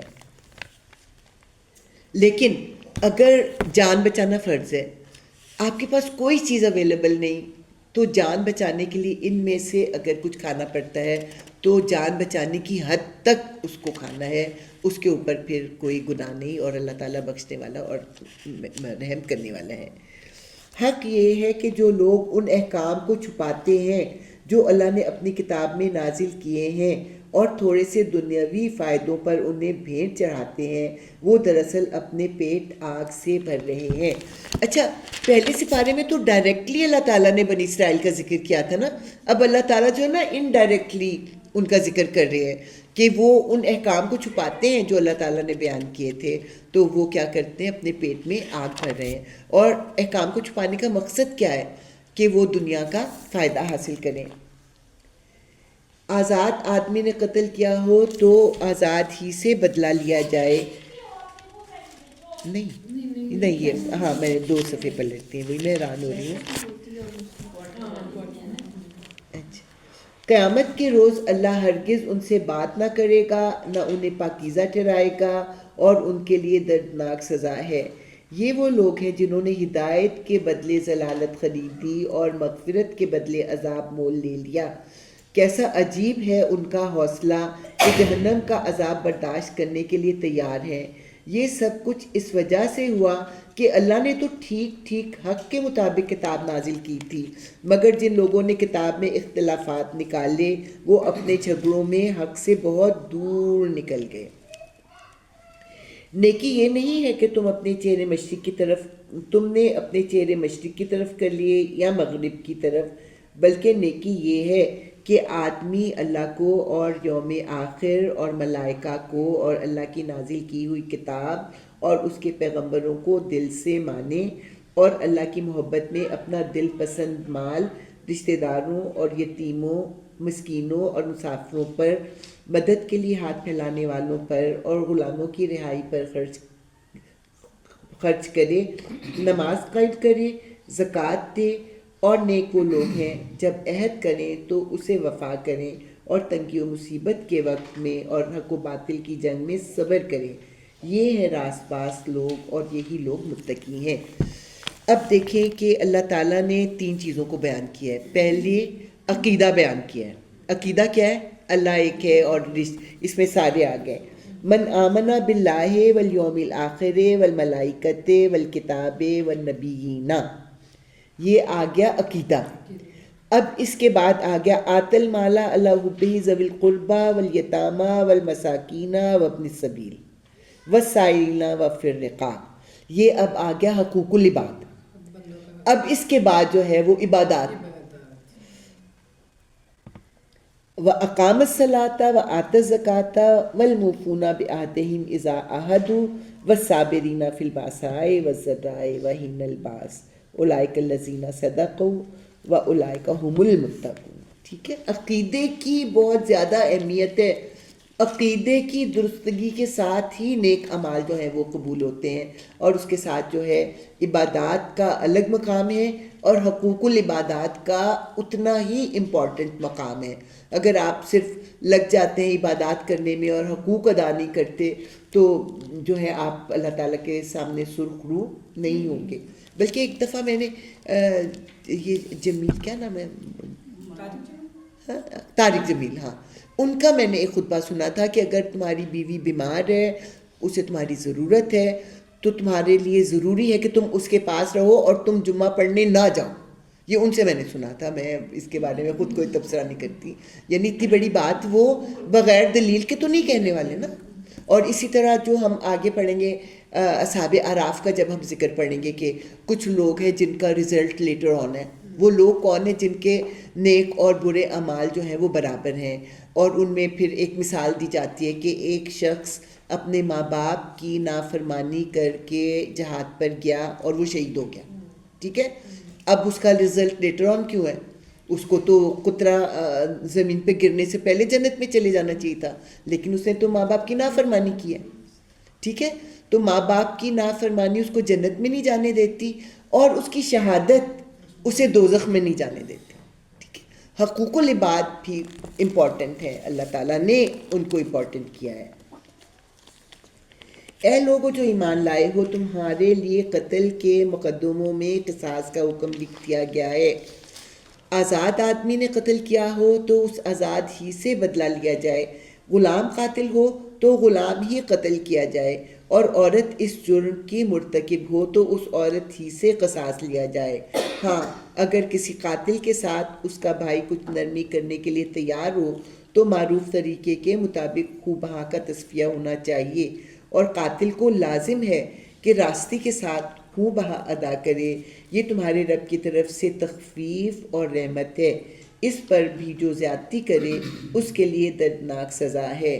عقل و خرد رکھنے والوں، تمہارے لیے قصاص میں زندگی ہے. امید ہے کہ تم اس قانون کی خلاف ورزی سے پرہیز کرو گے. جیسے بھی میں پہلے بیان کرتی ہوں، کیونکہ ہمیں نرم شریعت دی گئی ہے. موسیٰ کی شریعت میں قاتل کو قتل ہی کیا جانا تھا، لیکن یہاں پہ ہمیں 3 آپشنز مل گئے. چاہے تو قاتل کو سزا دیں، چاہے خونبہ لے لیں، چاہے بغیر خونبہ لیے ہوئے بھی معاف کرتے ہیں. اللہ تعالیٰ کہتے ہیں کہ تمہارے لیے یہ نرمی ہے. اب اگر تمہیں وارثوں نے معاف کر دیا ہے خون بہا لینے کے لیے تو پھر تم بھی زیادتی نہ کرنا، اور اگر پھر تم زیادتی کرو گے تو اللہ تعالیٰ تو ہائر اتھارٹی ہے ہی. اور پھر یہاں کہا کہ قصاص میں زندگی ہے، یعنی قاتل کو سزا دینے میں زندگی ہے. کس کی زندگی ہے؟ معاشرے کی زندگی ہے، کیونکہ قاتل کو سزا ملے گی تو وہ مزید قتل نہیں کرے گا. پہلی بات تو یہ، ایک قتل سے اگر وہ چھوٹ گیا تو دوسرا کرے گا، تیسرا کرے گا، تو قاتل سے مزید قتل کرنے کا موقع جو ہے وہ ختم ہوگا. دوسرا یہ کہ اس کو جب سزا نہیں ملے گی تو دوسرے لوگ بھی کہیں گے ہاں وہ بھی تو بچ گیا تھا نا، کیا فرق پڑتا ہے. تو اس طرح سے معاشرے کی زندگی اس میں ہے کہ قاتل کو سزا دی جائے.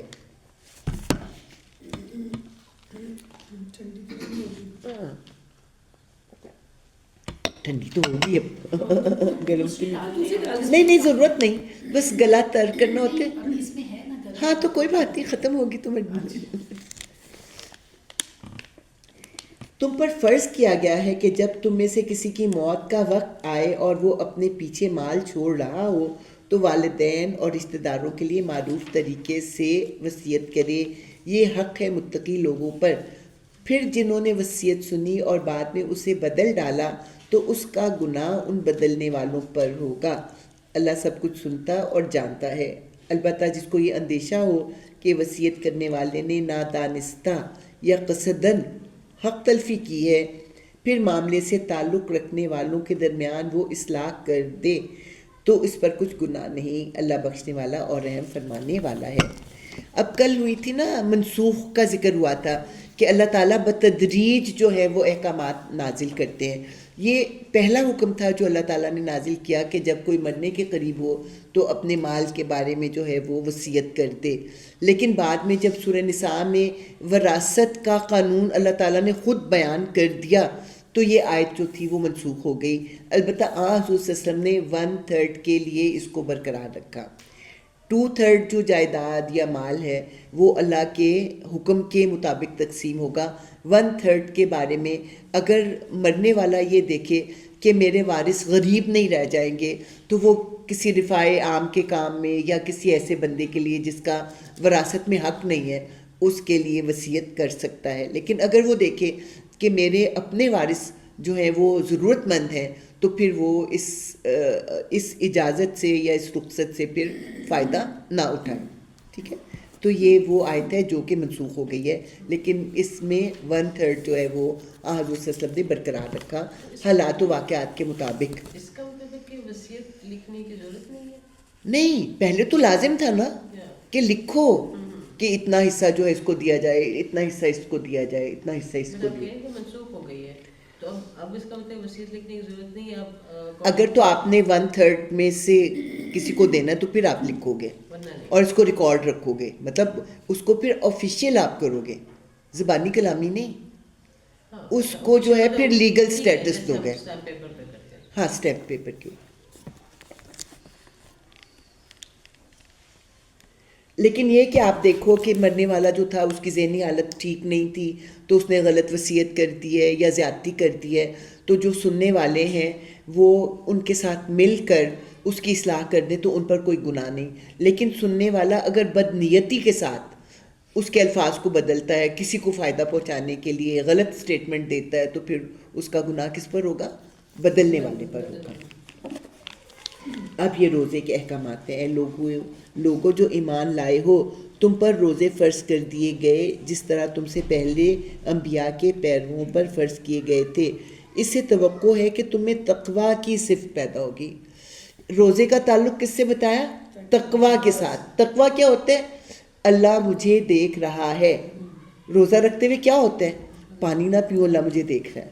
اس کے بعد آگے دیکھیں، اس سے توقع ہے کہ تمہیں تقویٰ کی صفت پیدا ہوگی. چند مقرر دنوں کے روزے ہیں. اگر تم میں سے کوئی بیمار ہو یا سفر پر ہو تو دوسرے دنوں میں اتنی تعداد پوری کر لے. اور جو لوگ روزہ رکھنے کی قدرت رکھتے ہوں پھر نہ رکھیں تو فدیہ دیں.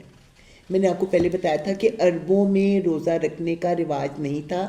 وہ اپنے گھوڑوں کو جہاد کی تیاری کے لیے روزے رکھوایا کرتے تھے.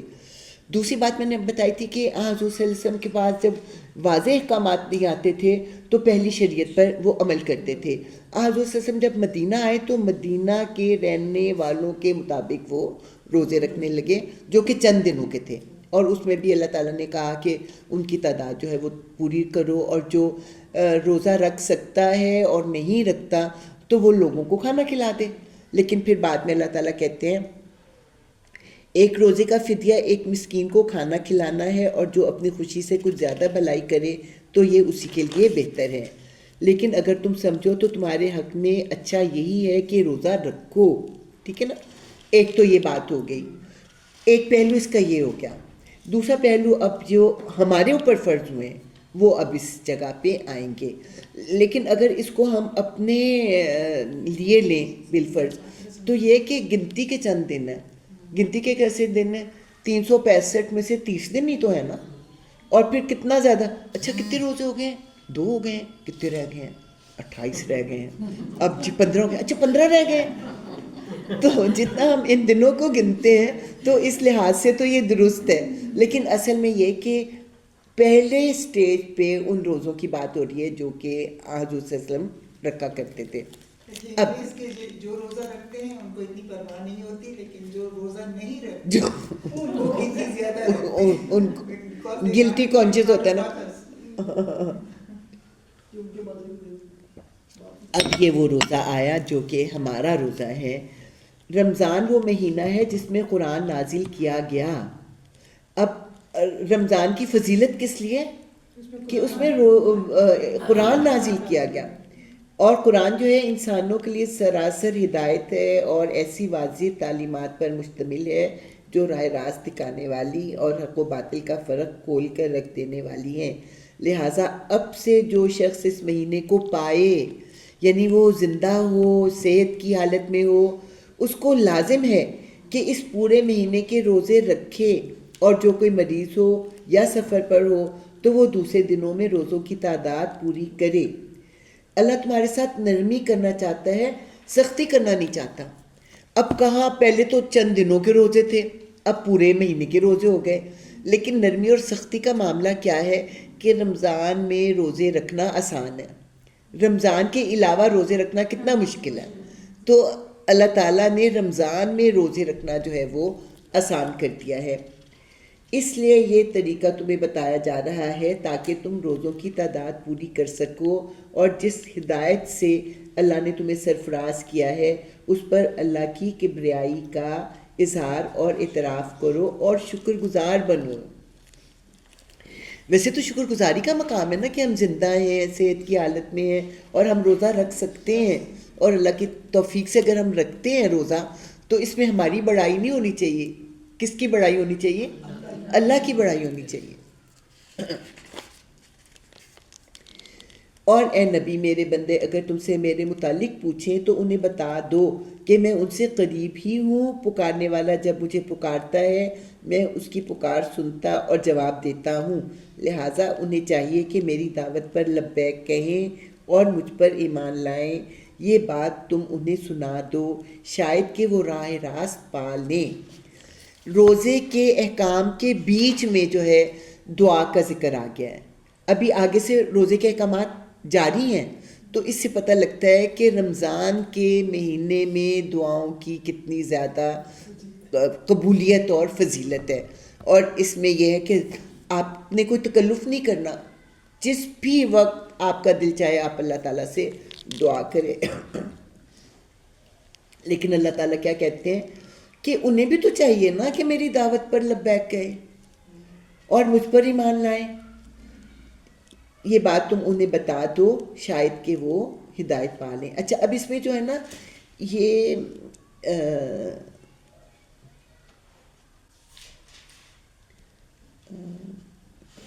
عجیب دعوت فَلْيَسْتَجِيبُوا لِي وَلْيُؤْمِنُوا بِي لَعَلَّهُمْ يَرْشُدُونَ. ایمان لائیں گے تو وہ راہ پائیں گے نا. اب روزے کے احکامات پھر سے شروع ہو گئے. تمہارے لیے روزوں کے زمانے میں راتوں کو اپنی بیویوں کے پاس جانا حلال کر دیا گیا ہے. وہ تمہارے لیے لباس ہیں اور تم ان کے لیے. اللہ کو معلوم ہو گیا کہ تم لوگ چپکے اپنے آپ سے خیانت کر رہے تھے, مگر اس نے تمہارا قصور معاف کر دیا اور تم سے درگزر فرمایا. اب تم اپنی بیویوں کے ساتھ شب باشی کرو اور جو لطف اللہ نے تمہارے لیے جائز کر دیا ہے اسے حاصل کرو. نیز راتوں کو کھاؤ پیو یہاں تک کہ تم کو سیاہی شب کی دھاری سے سپیدائے صبح کی دھاری نمایاں نظر آ جائے. تب یہ سب کام چھوڑ کر تم رات تک اپنا روزہ پورا کرو, اور جب تم مسجدوں میں معتکف ہو تو بیویوں سے مباشرت نہ کرو. یہ اللہ کی باندھی ہوئی حدیں ہیں, ان کے قریب نہ پھٹکنا. اس طرح اللہ اپنے احکام ان لوگوں کے لیے بصراحت بیان کرتا ہے. توقع ہے کہ وہ غلط رویے سے بچیں گے. اچھا جی, پہلے حضور صلی اللہ علیہ وسلم کس طریقے پہ روزہ رکھتے تھے؟ جیسا کہ جوز رکھتے تھے. اب اس وقت جو ہے وہ کافی کنفیوژن تھا, تو اب صحابہ کرام اگر رات کو اپنی بیویوں کے پاس چلے جاتے تو گلٹ محسوس کرتے.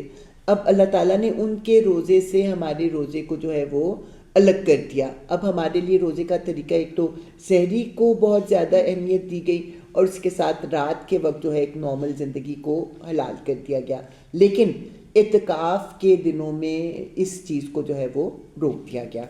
تو اللہ تعالیٰ نے مرد اور عورت کے تعلق کو 4 لفظوں میں بیان کر دیے. وہ تمہارا لباس ہے, تم ان کا لباس ہو. اب لباس کیا ہوتا ہے؟ آپ کو گرمی اور سردی سے بچاتا ہے. تو میاں اور بیوی مل کے زندگی کے مشکل اور آسان حالات کو جھیلتے ہیں. دوسرا لباس ہوتے قریب ترین, سکن سے قریب ہوتا ہے نا. دنیا میں کوئی ایسا رشتہ نہیں جو کہ آپ کی سکن کے ساتھ لگا ہوا ہو. اس تعلق کو پھر اللہ تعالیٰ نے بیان کیا. پھر اس کے بعد یہ کہ تمہارے لیے جو ہے فخر کا باعث ہوتا ہے. اب ہم اچھے اچھے کپڑے کیوں پہن کے آتے ہیں؟ ہمارا دل بھی خوش ہوتا ہے کچھ نہیں. تو اسی طرح میاں اور بیوی بھی ایک دوسرے کے لیے باعث فخر ہوتے ہیں. تو اس اللہ کا حکم ہے, ویسے بند کر دینا چاہیے تھا. کیا چیز؟ مطلب obviously کہ ہسبینڈ وائف کا جو ریلیشن شپ ہے اس کو بند ہی ہونا چاہیے تھا, کیونکہ پھر ہسبینڈس کے لیے اتنا مشکل نہیں ہوتا جتنا بیویوں کو. You have to get up early in the morning, take bath and یہ سارا اٹس بیٹر نیچر سے ہٹ کے چیز نہیں کرتا. اللہ نے نیچر سے ہٹ کے جو ہے وہ یہی نہیں, ویسے کہہ رہی ہوں کہ یہ تو اللہ کا حکم ہے, بند ہو جائے. آپ اپنے پوائنٹ آف ویو سے کہہ رہی نا, اللہ تعالیٰ نے اس وقت آدمیوں کے پوائنٹ آف ویو سے اس کو. اچھا جی, اچھا اب جو ہے کتنی عجیب بات ہے کہ ابھی روزے کے احکامات ہیں, اور اس کے بعد جو ہے نا تم لوگ نہ تو آپس میں ایک دوسرے کے مال نہ روا طریقے سے کھاؤ اور نہ حاکموں کے آگے ان کو اس غرض کے لیے پیش کرو کہ تمہیں دوسروں کے مال کا کوئی حصہ قصداً ظالمانہ طریقے سے کھانے کا موقع مل جائے۔ اب یہاں پہ اللہ تعالیٰ نے رمضان کے احکامات کے ساتھ مال کو باطل طریقے سے کھانے سے کیوں جوڑا ہے؟ دیکھو، حلال چیزیں میرے حکم سے تم نے مہینہ چھوڑے رکھی ہے نا، اب 11 مہینے حرام چیزیں چھوڑ دو۔ حرام چیزوں میں سب سے بڑا کیا ہوتا ہے؟ حرام کسی کا مال کا۔ تو تم حرام مال نہ صرف یہ کہ خود کھاتے ہو بلکہ وہ افسروں کو پیش کرتے ہو رشوت کے طور پر، تاکہ تمہیں اور مال حاصل کرنے کا موقع مل جائے۔ تو یہ کرنا بند کر دو۔ لوگ تم سے چاند کی گھٹتی بڑھتی صورتوں کے متعلق پوچھتے ہیں، کہو یہ لوگوں کے لیے تاریخوں کی تعین کی اور حج کی علامتیں ہیں۔ نیز ان سے کہو یہ کوئی نیکی کا کام نہیں ہے کہ تم اپنے گھروں میں پیچھے کی طرف سے داخل ہوتے ہو۔ نیکی تو اصل میں یہ ہے کہ آدمی اللہ کی ناراضی سے بچے، لہٰذا تم اپنے گھروں میں دروازوں ہی سے آیا کرو، البتہ اللہ سے ڈرتے رہو، شاید کہ تمہیں فلاح نصیب ہو۔ اب یہ کہ اللہ تعالیٰ کہتے ہیں کہ چاند کو میں نے ایک کیلنڈر بنا کے تو لٹکا دیا ہے، اور اس کے مطابق اسلامک جو ریچولز ہیں، جو رسوم ہیں، وہ اس سے ریلیٹ ہیں۔ اس کا مطلب یہ نہیں کہ شمسی کیلنڈر جو ہے ہمارے لیے حرام ہے۔ چاند کس کا ہے؟ اللہ کا ہے، اور سورج کس کا ہے؟ وہ بھی اللہ کا ہی ہے۔ لیکن اللہ تعالیٰ نے اسلامی جو ہیں ان کو چاند سے اس لیے جوڑا ہے کہ وہ تبدیل ہوتے نہیں۔ اگر شمسی سے ہوتا تو ہمیشہ روزے جو ہیں وہ ہمیں کیا اچھا لگتا، دسمبر میں ہی آتے رہے نا، لیکن وہ پھر تبدیل کر کر کے آتے ہیں۔ سورج سے ریلیٹ، کہ اللہ تعالیٰ نے یہ نہیں کہا کہ تم جو ہو دسمبر میں روزے رکھا کرو، ٹھیک ہے نا؟ جن ملکوں میں ہے اس طرح، جن ملکوں میں ہے اس طرح کے مطلب دن میں ہوتا ہے، رات میں ہوتی اور لمبے ہوتے ہیں، نارمل ہوگا۔ ہاں ہاں ہاں، اس کا کوئی نہ کوئی حل نکالا ہوگا وہاں کے لوگوں نے، وہاں کے علماء نے وہ کیا ہوگا کوئی نہ کوئی، اتنے گھنٹوں کے بعد کھول سکتے ہیں، جیسے ناروے میں جی فن لینڈ وغیرہ میں۔ ہاں، اور تم اللہ کی راہ میں ان لوگوں سے لڑو جو تم سے لڑتے ہیں۔ مکہ میں اجازت تھی؟ مکہ میں اجازت نہیں تھی، جو مرضی وہ کریں، تم نے جو ہے ریئیکٹ نہیں کرنا۔ لیکن اب مدینہ میں تمہاری حکومت قائم ہو گئی ہے، اب جو تمہارے ساتھ زیادتی کرے گا تم اس کا بدلہ لو گے، مگر زیادتی نہ کرنا، خود نہ زیادتی کرنا، کیونکہ اللہ زیادتی کرنے والوں کو پسند نہیں کرتا۔ ان سے لڑو جہاں بھی تمہارا ان سے مقابلہ پیش آئے، اور انہیں نکالو جہاں سے انہوں نے تم کو نکالا ہے۔ کہاں سے نکالا تھا؟ مکہ سے، تو تم نکالو ان کو وہاں سے، کیونکہ وہ تمہارا دارالحکومت ہے۔ اس لیے کہ قتل اگرچہ برا ہے مگر فتنہ اس سے بھی زیادہ برا ہے۔ اور فتنہ کیا ہوتا ہے؟ کہ کسی کو اس کے دین پر عمل نہ کرنے دینا۔ اور مسجد حرام کے قریب جب تک وہ تم سے نہ لڑے تم بھی نہ لڑو۔ حرمت والی جگہ ہے نا، تو اگر وہ مسجد کی حرمت کا خیال رکھتے ہیں تو تم بھی خیال رکھو، مگر جب وہ وہاں لڑنے سے نہ چوکے تو تم بھی بے تکلف انہیں مارو، کہ ایسے کافروں کی یہی سزا ہے۔ اب یہ نہیں ہو سکتا کہ وہ تو حرمت والے مہینوں میں یا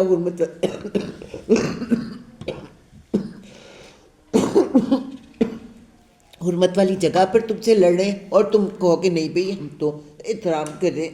یہ گرم پانی بھی ہے، گرم پانی ڈال دو۔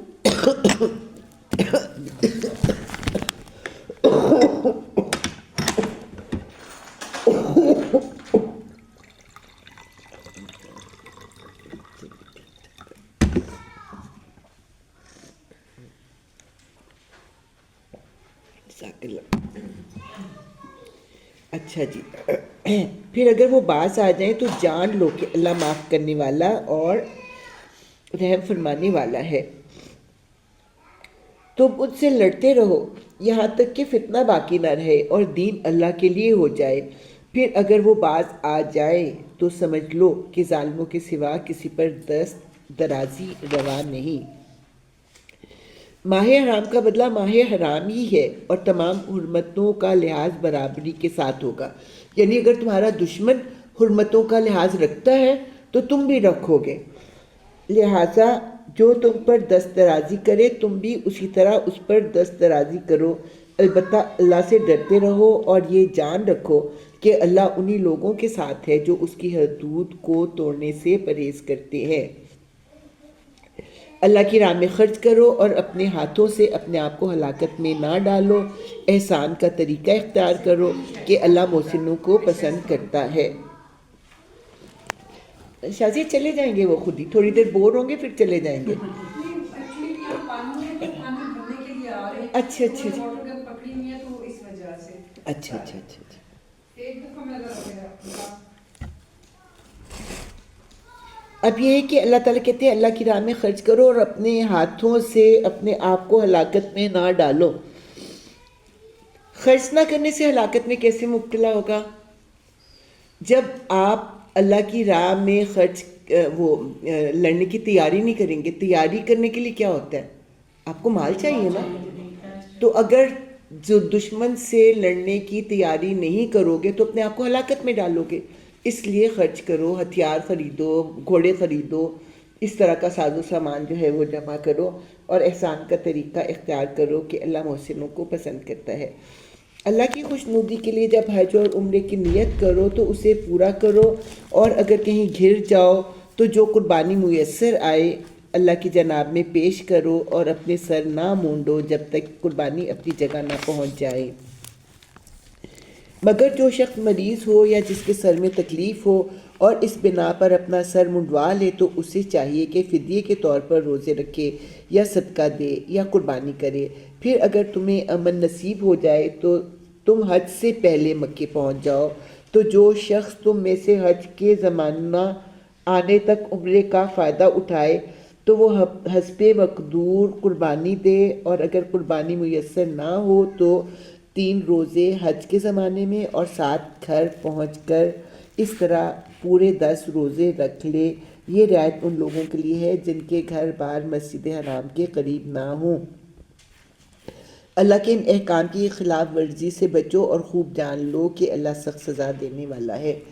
عرب جو ہے نا اس بات کو برا سمجھتے تھے کہ ایک ہی سفر میں 2 چیزیں ادا کی جائیں۔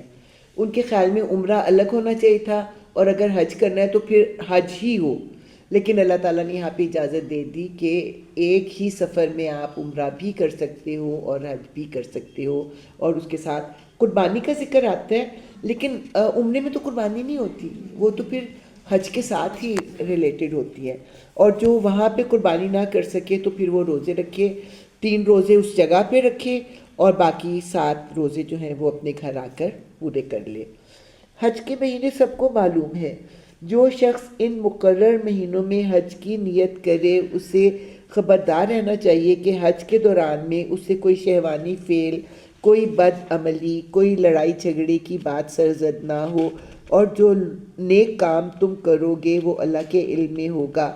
سفر حج کے لیے زیادہ راہ ساتھ لے جاؤ، اور سب سے بہتر زیادہ راہ پرہیزگاری ہے۔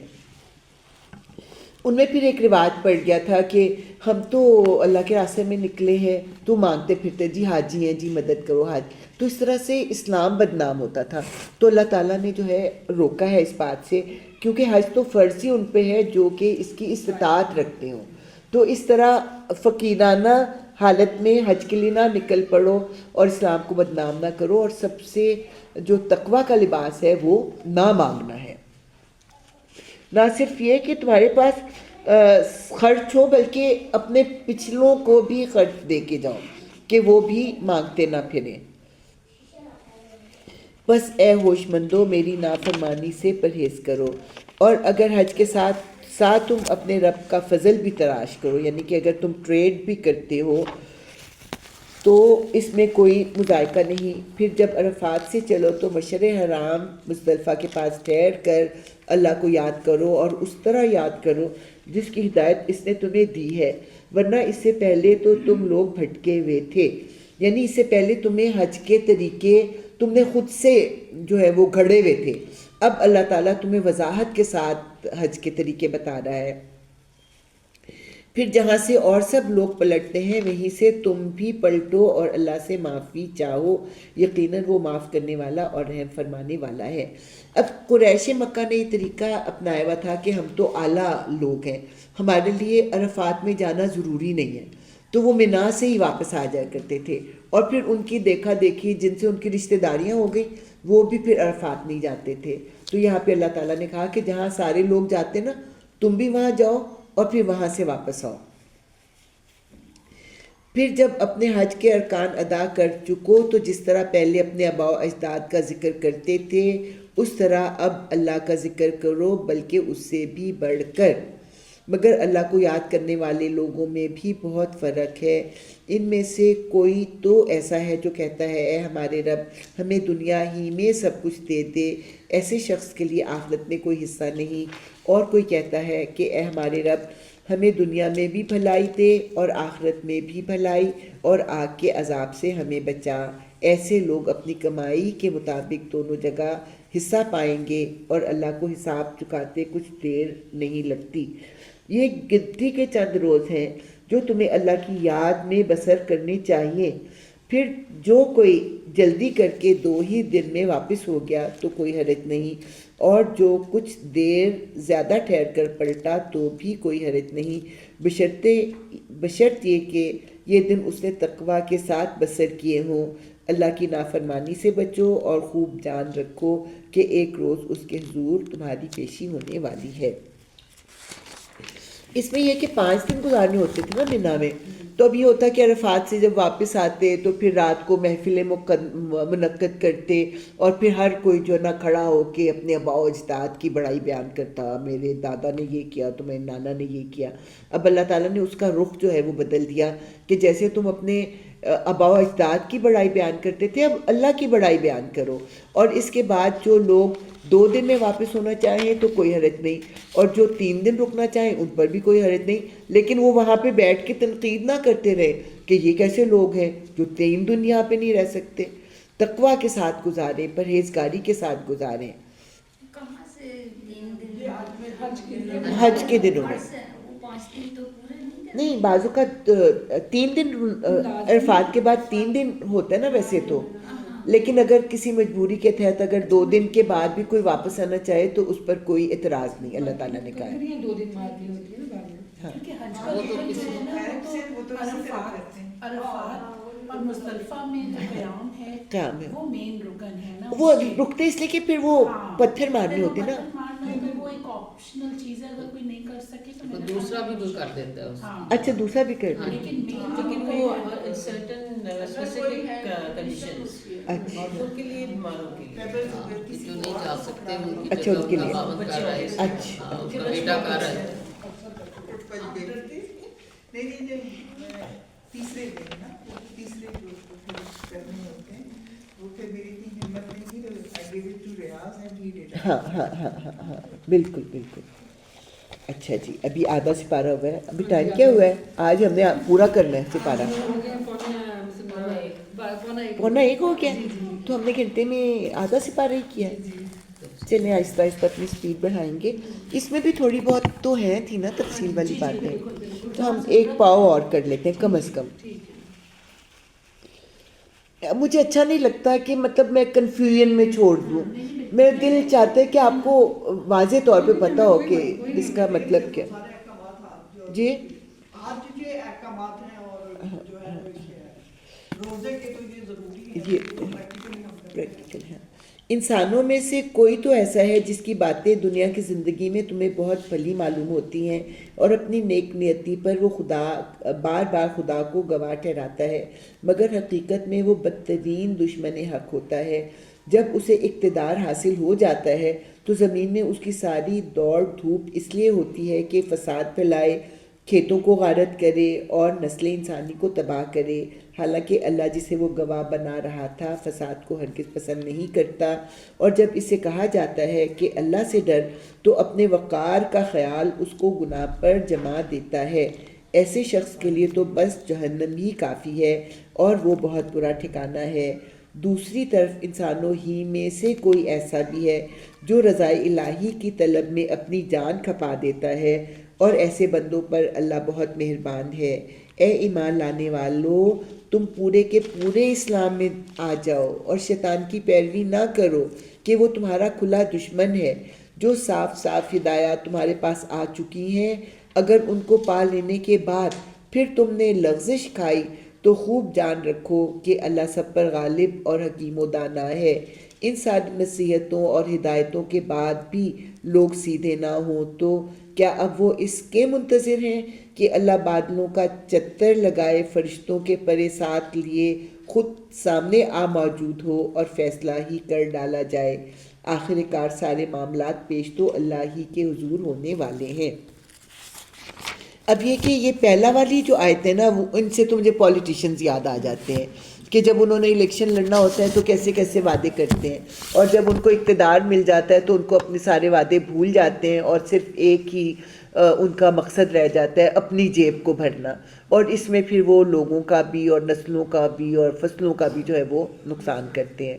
لیکن اس کے ساتھ ہی اللہ تعالیٰ دوسری طرح کی شخصیت بھی بتا رہا ہے کہ جو اپنی زندگی کو اللہ کی رضا کے لیے گزار دیتے ہیں، تو ایسے لوگوں پر پھر اللہ تعالیٰ مہربان ہوتا ہے۔ اور یہاں پہ پھر اللہ تعالیٰ کہتے ہیں کہ پورے کے پورے اسلام میں داخل ہو جاؤ۔ یہ نہیں کہ کچھ چیزوں کے لیے تو تم مسلمان ہو جاؤ اور کچھ چیزوں کے لیے بڑے براڈ مائنڈڈ ہو جاؤ، نہیں، کیونکہ براڈ مائنڈڈ ہونے کا مطلب کیا ہے کہ تم شیطان کے راستے پر چل پڑے ہو۔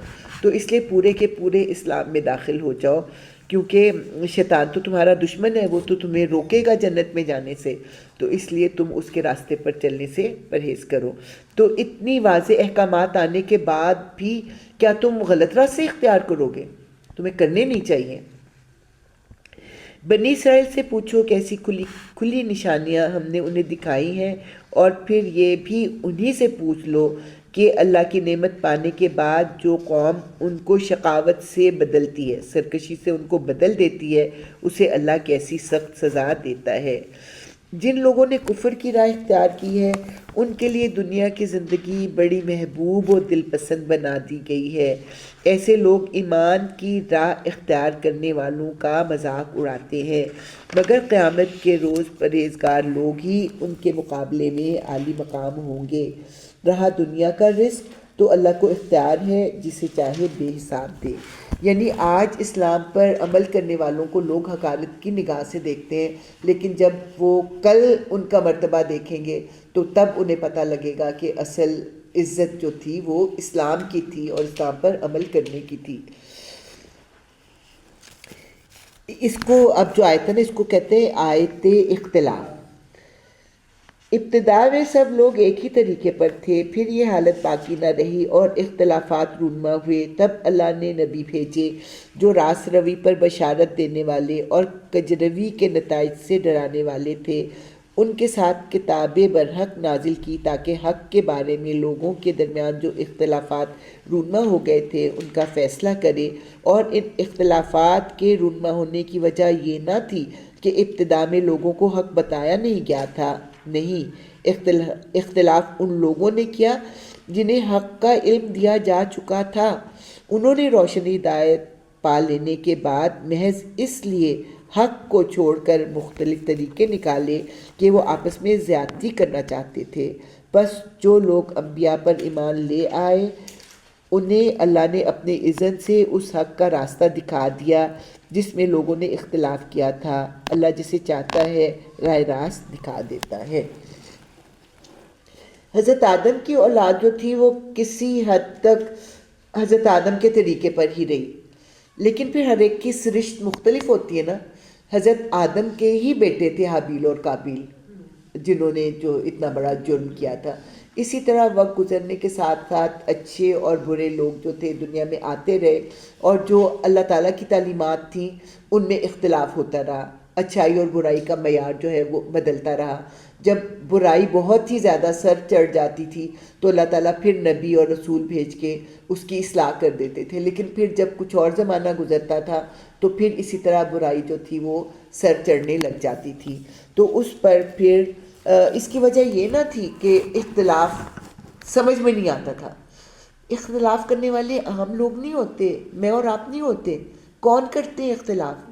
ہمارے جو علماء ہوتے ہیں وہ اپنا جھنڈا الگ سے چونکہ لے کے چلنا چاہتے ہیں، اس لیے قرآن ہی کی کوئی آیت کو اپنے لیے پکڑ کر اختلاف پیدا کرتے ہیں، کچھ لوگ پھر ان کے پیچھے چل پڑتے ہیں اور کچھ لوگ جو ہے وہ دوسرے طریقے پر چل رہے ہوتے ہیں. اس طرح سے مذہب جو ہے وہ مختلف فرقوں میں بٹ جاتا ہے، اور صرف یہ اپنی آپ کو نمایاں کرنے کے لیے اختلافات پیدا کیا کرتے تھے. لیکن جو پھر انبیاء پر ایمان لے آئے ان کو پھر جب سیدھا رستہ پتہ چل جاتا ہے تو پھر اللہ تعالیٰ ان کو راہ راست دکھا دیتا ہے. اچھا، اب یہ جو ہے نا یہ ہم لوگوں کے لیے. پھر کیا تم لوگوں نے یہ سمجھ رکھا ہے کہ یوں ہی جنت کا داخلہ تمہیں مل جائے گا، حالانکہ ابھی تم پر وہ سب کچھ نہیں گزرا جو تم سے پہلے ایمان لانے والوں پر گزر چکا ہے. ان پر سختیاں گزری، مصیبتیں آئیں، ہلا مارے گئے، حتیٰ کہ وقت کا رسول اور اس کے ساتھی اہل ایمان چیخ اٹھے کہ اللہ کی مدد کب آئے گی. اس وقت انہیں تسلی دی گئی کہ ہاں اللہ کی مدد قریب ہے. اس میں ہمیں ایک واقعہ ملتا ہے کہ حضور صلی اللہ علیہ وسلم جو ہے وہ کعبہ کے سائے میں لیٹے ہوئے تھے، تو ایک صحابی آیا اور کہنے لگے کہ حضور صلی اللہ علیہ وسلم آپ ہمارے لیے دعا نہیں کرتے، کتنا ظلم و ستم جو ہے وہ ہم پر ہو رہا ہے. تو آپ اٹھ کر بیٹھ گئے اور ان کا چہرہ غصے سے لال ہو گیا کہ تم لوگ جلدی کر رہے ہو، تم سے پہلے امتیں تھیں جن پہ ایسے ظلم و ستم کیے گئے. دو واقعات کا انہوں نے ذکر کیا کہ آری سے ان کو 2 ٹکڑے کر دیا جاتا تھا اور پھر گھوڑے سے باندھ کے ان کی باڈیز کو جو ہے چیر دیا جاتا تھا، اور ایسے ایسے حالات و واقعات آتے تھے کہ نبی تک چیخ اٹھتا تھا. تو اللہ تعالیٰ پھر فرماتے ہیں کہ اس وقت پھر اللہ تعالیٰ کی مدد آ جاتی ہے، تو تم لوگ تو جلدی کر رہے ہو. الحمدللہ حضور صلی اللہ علیہ وسلم کی امت میں واقعی بہت زیادہ ظلم و ستم ہوئے، سمیہ پر، یاسر پر، لیکن اس طرح کی ہولناک چیزیں نہیں ہوئی کہ زندہ بچوں کو جو ہے وہ آگ میں ڈال دیا جائے. جی APS میں تو اسی طرح چیزیں ہوئی تھی نا، ان کو تو بیچ میں کاٹا گیا تھا، ان کو مطلب اس طرح ٹانگوں سے پکڑ کی تھی. کب کہاں کی بات کریے؟ APS پشاور. اچھا، بہت ظلم ہوا تھا. کب کی بات؟ اچھا، تو اس میں یہ کچھ بھی کیا تھا انہوں نے؟ بم بلاسٹ بھی کیا اور ویسے بھی ان کو بہت اچھا اچھا اچھا اکٹھا کر کے in front of the children. ظالم فار انسٹنس وہ مجھے مار رہے ہیں تو in front of few people. اس طرح ٹیچر کو ان کی جو میسٹریس تھی اس کو تو اوپر سر سے تک وہ کیا، یہاں سے دھڑ سے نیچے تک 2 پیسز میں. تو ظلم تو ابھی بھی ہوتا ہے، ابھی بھی ہوتا ہے. کافر جو ہے ابھی بھی دیکھیں نا، ایسے لوگ جو ظالم لوگ ہیں وہ مسلمانوں میں تو نہیں ہے نا. جی نہیں، جیسے یہ امت مسلمہ کا ذکر ہے اس میں، ہمارے OIC کا دیکھیے نا کیا ہے. بالکل بالکل بالکل وی آر ناٹ یونائٹڈ. بالکل، یہی تو سب سے بڑا مسئلہ ہے، سب سے بڑا مسئلہ. چلیں جی، لوگ پوچھتے ہیں ہم کیا خرچ کریں. جواب دو کہ جو مال بھی تم خرچ کرو اپنے والدین پر، رشتہ داروں پر، یتیموں پر اور مسکینوں اور مسافروں پر خرچ کرو، اور جو بھلائی بھی تم کرو گے اللہ اسے باخبر ہوگا. سوال تھا کہ کیا خرچ کریں، اللہ تعالیٰ نے یہ جواب نہیں دیا کہ کیا خرچ کریں، کہا کہ ان لوگوں پر خرچ کرو. تمہیں جنگ کا حکم دیا گیا ہے اور وہ تمہیں ناگوار ہے. ہو سکتا ہے کہ ایک چیز تمہیں ناگوار ہو اور وہی تمہارے لیے بہتر ہو، اور ہو سکتا ہے کہ ایک چیز تمہیں پسند ہو اور وہی تمہارے لیے بری ہو. اللہ جانتا ہے، تم نہیں جانتے. لوگ پوچھتے ہیں ماہ حرام میں لڑنا کیسا ہے. کہو اس میں لڑنا بہت برا ہے، مگر راہ خدا سے لوگوں کو روکنا اور اللہ سے کفر کرنا اور مسجد حرام کا راستہ خدا پرستوں پر بند کرنا اور حرم کے رہنے والوں کو وہاں سے نکالنا اللہ کے نزدیک اس سے بھی زیادہ برا ہے، اور فتنہ خون ریزی سے شدید تر ہے. فتنہ کیا ہوتا ہے؟ کسی کو اس کے دین پر عمل نہ کرنے دیا جائے. وہ تو تم سے لڑے ہی جائیں گے، حتیٰ کہ اگر ان کا بس چلے تو تمہیں اس دین سے پھیر لے جائیں. اور یہ خوب سمجھ لو کہ تم میں سے جو کوئی اس دین سے پھرے گا اور کفر کی حالت میں جان دے گا اس کے اعمال دنیا اور آخرت دونوں میں ضائع ہو جائیں گے. ایسے سب لوگ جہنمی ہیں اور ہمیشہ جہنم ہی میں رہیں گے. بخلاف اس کے جو لوگ ایمان لائے ہیں اور جنہوں نے خدا کی راہ میں اپنا گھر بار چھوڑا اور جہاد کیا ہے وہ رحمت الہی کے جائز امیدوار ہیں اور اللہ ان کی لغزشوں کو معاف کرنے والا اور اپنی رحمت سے انہیں نوازنے والا ہے. انسان ہونے کے ناطے ہر ایک سے غلطیاں اور خطائیں ہوتی ہیں، لیکن جو اللہ کی رضا کے لیے گھر بار چھوڑے، جہاد کرے، تو ان لوگوں پر پھر اللہ تعالیٰ مہربان ہوتا ہے. پوچھتے ہیں شراب اور جوئے کا کیا حکم ہے؟ کہو ان دونوں چیزوں میں بڑی خرابی ہے، اگرچہ ان میں لوگوں کے لیے کچھ منافع بھی ہیں، مگر ان کا گناہ ان کے فائدے سے بہت زیادہ ہے. یہ شراب کا کہتے ہیں نا پہلا حکم ہے. پوچھتے ہیں ہم راہ خدا میں کیا خرچ کریں. اب پہلی دفعہ جب انہوں نے پوچھا تو اللہ تعالیٰ نے کہا کہ ان لوگوں پر خرچ کرو، تو پھر انہیں دوبارہ پوچھنا پڑا کہ ہم راہ خدا میں کیا خرچ کریں. کہو جو کچھ تمہاری ضرورت سے زیادہ ہو. اس طرح اللہ تمہارے لیے صاف صاف احکام بیان کرتا ہے، شاید کہ تم دنیا اور آخرت دونوں کی فکر کرو. ہم اپنے گھروں میں جا کے دیکھیں کون سی چیزیں ہمارے دل سے اتر گئی ہیں لیکن پڑی ہوئی ہیں جو ہمیں نظر ہی نہیں آتی، مطلب ہماری نظر ان پہ ٹکتی نہیں ہے. تو ایسی چیزوں کو اپنے گھروں سے نکال دیں جو بڑا مشکل ہے. سچی بات ہے، بہت مشکل ہے. 40 سال والی پرانی چیز بھی رکھی ہوئی ہے. ہاں اٹیچمنٹ ہاں، اس کو جو بھی نام دے دیں کہ ایموشنل اٹیچمنٹ ہے اس سے. پوچھتے ہیں یتیموں کے ساتھ کیا معاملہ کیا جائے. کہو جس طرز عمل میں ان کے لیے بھلائی ہو وہی اختیار کرنا بہتر ہے. اگر تم اپنا اور ان کا خرچ اور رہنا سہنا مشترک رکھو تو اس میں کوئی مذائقہ نہیں، آخر وہ تمہارے بھائی بند ہی تو ہیں.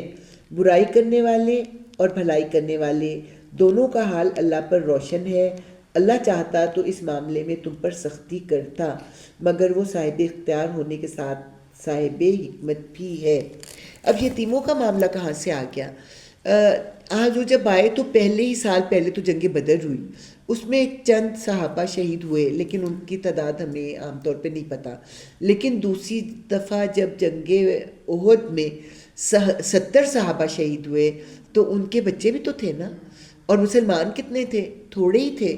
ان کے سارے کوئی رشتہ دار تو موجود نہیں تھے یتیموں کے کہ کوئی اپنے ماموں کی طرف چلا گیا، چچا کی طرف چلا گیا. تو مسلمانوں نے ہی ان کو جو ہے لک آفٹر کیا. تو اس طرح ہر ایک کے گھر میں یتیم بچے آ گئے. تو ان کے بارے میں پھر سوال ہوتا تھا کہ اب ہم ان کے ساتھ کیسا سلوک کریں. تو اس کے بارے میں پھر اللہ تعالیٰ نے کہا کہ ان کی بھلائی پیش نظر رکھو. اور پھر ایک تھا کہ ایک جگہ پہ آیت آئی کہ جو یتیموں کا مال کھاتے ہیں وہ اپنے پیٹ میں آگ بھر رہے ہیں. تو اس پر پھر صحابہ کرام نے یہ کیا کہ ان کا کھانا پینا الگ ہوتا. مثلا اب بچے نے نہیں کھایا تو اب ہم تو نہیں کھا سکتے اس کا، وہ ضائع ہو گیا. تو اس میں پھر اللہ تعالیٰ نے نرمی کی کہ اپنا اور ان کا کھانا جو ہے وہ اکٹھا بے شک بنا لو، لیکن یہ کہ تمہارا نیت جو ہو وہ یتیم کے مال کو بھلائی کے ساتھ خرچ کرنا ہے، ہڑپ کرنا نہیں ہے. تو اس میں اللہ تعالیٰ کہتے ہیں کہ اللہ چاہتا تو اس معاملے میں تم پر سختی کرتا، مگر وہ صاحب اختیار ہونے کے ساتھ صاحب حکمت بھی ہے. تم مشرک عورتوں سے ہرگز نکاح نہ کرنا جب تک کہ وہ ایمان نہ لے آئے. ایک مومن لونڈی مشرک شریف زادی سے بہتر ہے اگرچہ وہ تمہیں بہت پسند ہو. اور اپنی عورتوں کے نکاح مشرک مردوں سے کبھی نہ کرنا جب تک کہ وہ ایمان نہ لے آئیں. ایک مومن غلام مشرک شریف سے بہتر ہے اگرچہ وہ تمہیں بہت پسند ہو. یہ لوگ تمہیں آگ کی طرف بلاتے ہیں اور اللہ اپنے اذن سے تم کو جنت اور مغفرت کی طرف بلاتا ہے، اور وہ اپنے احکام واضح طور پر لوگوں کے سامنے بیان کرتا ہے. توقع ہے کہ وہ سبق لیں گے اور نصیحت قبول کریں گے. تو اب اللہ تعالیٰ نے کیا کہ جس کمپنی میں بندہ رہتا ہے اسی جیسا ہو جاتا ہے نا. تو جب مشرک عورت سے یا مشرک مرد سے تو شادی کرنے کا سوال ہی نہیں ہے، مشرک سے یا اہل کتاب سے بھی. تو جس عورت کے ساتھ آپ زندگی گزاریں گے تو آہستہ آہستہ جو ناپسندیدہ چیزیں آپ کو وہ پھر بری نہیں لگیں گی، اور آہستہ آہستہ پھر دوزخ کے راستے پر چل پڑو گے. لیکن جو لوگ کرسچن سے شادی کرتے ہیں, عورت ہو یا مرد ہو, ہاں مسلم لڑکی اور کرسچن لڑکا ہو, تو پھر وہ نہیں, جائز نہیں ہے. وہ تو جائز نہیں ہے, بالکل بھی جائز نہیں ہے. کرسچن لڑکی ہے تو وہ بھی پھر جائز نہیں ہے. دیکھیے اللہ تعالیٰ نے شادی کرنے مسلمان نہیں ہو رہی وہ. جی آپ کچھ کہہ رہی ہیں؟ نہیں, میں یہ کہہ رہی ہوں کہ آج کل تو یہ بڑا نام چلا ہوا ہے, اب نام چل پڑا. ہاں کیونکہ ہر دوسرے بندے کی مطلب لڑکی نے بھی نان مسلم سے کر لیے شادی, اور اس طریقے سے کرسچن سے شادی کی ہوئی ہے, اور کہتے ہیں ہم نے مسلمان کیا ہوا ہے. لڑکی کیا مسلمان؟ نہیں, مسلمان کچھ ہوئی بھی نہیں, کچھ ہوئی نہیں. بعد میں ہو جائے تو الگ بات. نہیں. دیکھیں نا, اللہ تعالیٰ نے شادی کے لیے معیار اگر مسلم بھی ہے نا, اس کے لیے بھی اس کی جو ہے کردار کو پہلے معیار بنایا ہے. مسلم لڑکی اگر مسلم ہے اور اگر اس کا کردار ٹھیک نہیں تو اسے منع کیا ہے. اور ہمارے لڑکے جب کہتے ہیں کہ ہاں بھی اہل کتاب ہے, کرسچن ہے, اہل کتاب ہے, تو اگر تو واقعی وہ اپنے دین پر عمل کر رہی ہے اور اپنے کردار کو اس نے محفوظ رکھا ہوا ہے, پھر تو ٹھیک ہے, پھر تو اللہ تعالیٰ نے اجازت دی ہے. لیکن اگر کردار ٹھیک نہیں ہے تو چاہے وہ مسلم ہی لڑکی ہے تو اللہ تعالیٰ نے منع کیا ہے اسے. تو یہ اب جیسے ہم لوگ, میں نے تو فرسٹ ٹائم فرانس میں دیکھا تھا کہ بہت لوگ تھی کہ جی ہم پڑھنے آئے تھے فلاں سال میں, اور اس وقت اپنی شادیاں کر لی وہاں کے مردوں سے. تو یہ پھر یہ تو اب یہ کہ بچیوں کی تربیت اگر ان کے دلوں میں اس بات کو کیا کہتے ہیں نا کوٹ کوٹ کر بھرا جائے تو پھر ہے نا, پھر وہ بہت خوفناک ہے. بالکل. لیکن اب ایسا ہی ہے, ایسا ہی ہے. یہ تو ہو گیا. میری کافی فرینڈز ہیں, ان کے بچوں نے بیٹیاں ہیں ان کی, ہاں ہاں, اینڈ دے میرڈ نان مسلم سے شادی کی ہے, کسی نے کرسچن سے کی ہے, اور جرمن وغیرہ اس طرح سے. تو مطلب مجھے بڑا عجیب لگتا ہے. قبول نہیں کرتا, ہمارا ذہن قبول نہیں کرتا. چلیں جی, پوچھتے ہیں حیض کا کیا حکم ہے؟ کہو یہ ایک گندگی کی حالت ہے, اس میں عورتوں سے الگ رہو اور ان کے قریب نہ جاؤ جب تک کہ وہ پاک صاف نہ ہو جائیں. یہاں پہ اللہ تعالیٰ کا جو اصل لفظ ہے نا, قل ہوا اذن, وہ اذیت ہے. یہ جو لفظ ہے نا گندگی کی حالت, وہ اس کو مفہوم کو بیان نہیں کرتی, کیونکہ جو عورت کی ذہنی حالت ہے وہ کتنی فزیکلی اذیت ہو نہ ہو, اس کی ذہنی اور ایموشنل حالت جو ہوتی ہے وہ سٹیبل نہیں ہوتی. تو اللہ تعالیٰ نے منع کیا اس حالت میں ان کے قریب نہ جاؤ, اور جب وہ پاک صاف ہو جائیں تو ان کے پاس اس طریقے سے جاؤ جس کا اللہ نے تم کو حکم دیا, یعنی فطری طریقے سے. اللہ ان لوگوں کو پسند کرتا ہے جو بدی سے باز رہیں اور پاکیزگی اختیار کریں. تمہاری عورتیں تمہاری کھیتیاں ہیں, تمہیں اختیار ہے, جس طرح چاہو اپنی کھیتی میں جاؤ فطری طریقے سے, مگر اپنے مستقبل کی فکر کرو اور اللہ کی ناراضی سے بچو. خوب جان لو کہ تمہیں ایک دن اس سے ملنا ہے, اور اے نبی جو تمہاری ہدایات کو مان لے انہیں فلاح و سعادت کا ملتا سنا دو. اب عورتیں کہتی یہ کیا ہوا, ہم کھیتیاں ہیں. کسان سے پوچھو کھیتی کی کیا اہمیت ہے, جس کے لیے وہ اپنی جان تک قربان کر دیتا ہے, اس کی حفاظت کرتا ہے اور اس کے لیے محنت کرتا ہے. تو یہ ایک بڑی, یعنی عورت کو ایک بڑا اعلیٰ مقام اللہ تعالیٰ نے دیا ہے, اس کو کھیتی سے تشبیہ دے کے, جس کو کہ پھر لوگ کم کرنے کی کوشش کرتے ہیں لفاظی سے. اللہ کے نام کو ایسی قسمیں کھانے کے لیے استعمال نہ کرو جن سے مقصود نیکی اور تقوی اور بندگان خدا کی بھلائی کے کاموں سے باز رہنا ہو. اللہ تمہاری ساری باتیں سن رہا ہے اور سب کچھ جانتا ہے. جو بےمانی قسمیں تم بلا ارادہ کھا لیا کرتے ہو ان پر اللہ گرفت نہیں کرتا, مگر جو قسمیں تم سچے دل سے کھاتے ہو ان کی باز پرس وہ ضرور کرے گا. اللہ بہت درگزر کرنے والا اور بردبار ہے. ایک تو ہوتا ہے نا قسم سے ان پر تو گرفت نہیں ہوگی, لیکن جب آپ سیریسلی کسی سے قسم کھاتے ہیں تو ان پر باز پرس ہوگی. لیکن تم نے قسم کھائی, آپ نے کسی کی صلح کرانی چاہیے, تو جو صلح کراتا ہے کیا ہوتا ہے بعض اوقات وہی مجرم بن جاتا ہے نا. تو آپ کہتے ہیں اب تو میری توبہ, میں کبھی کسی کی صلح نہ کراؤں. تو اللہ تعالیٰ کہتے ہیں کہ اپنی قسموں کو ڈھال نہ بناؤ کہ تم نیکی کے کاموں سے رکو, تم نیکی کے کام کرتے رہو اور قسمیں کھانے میں بھی احتیاط کیا کرو.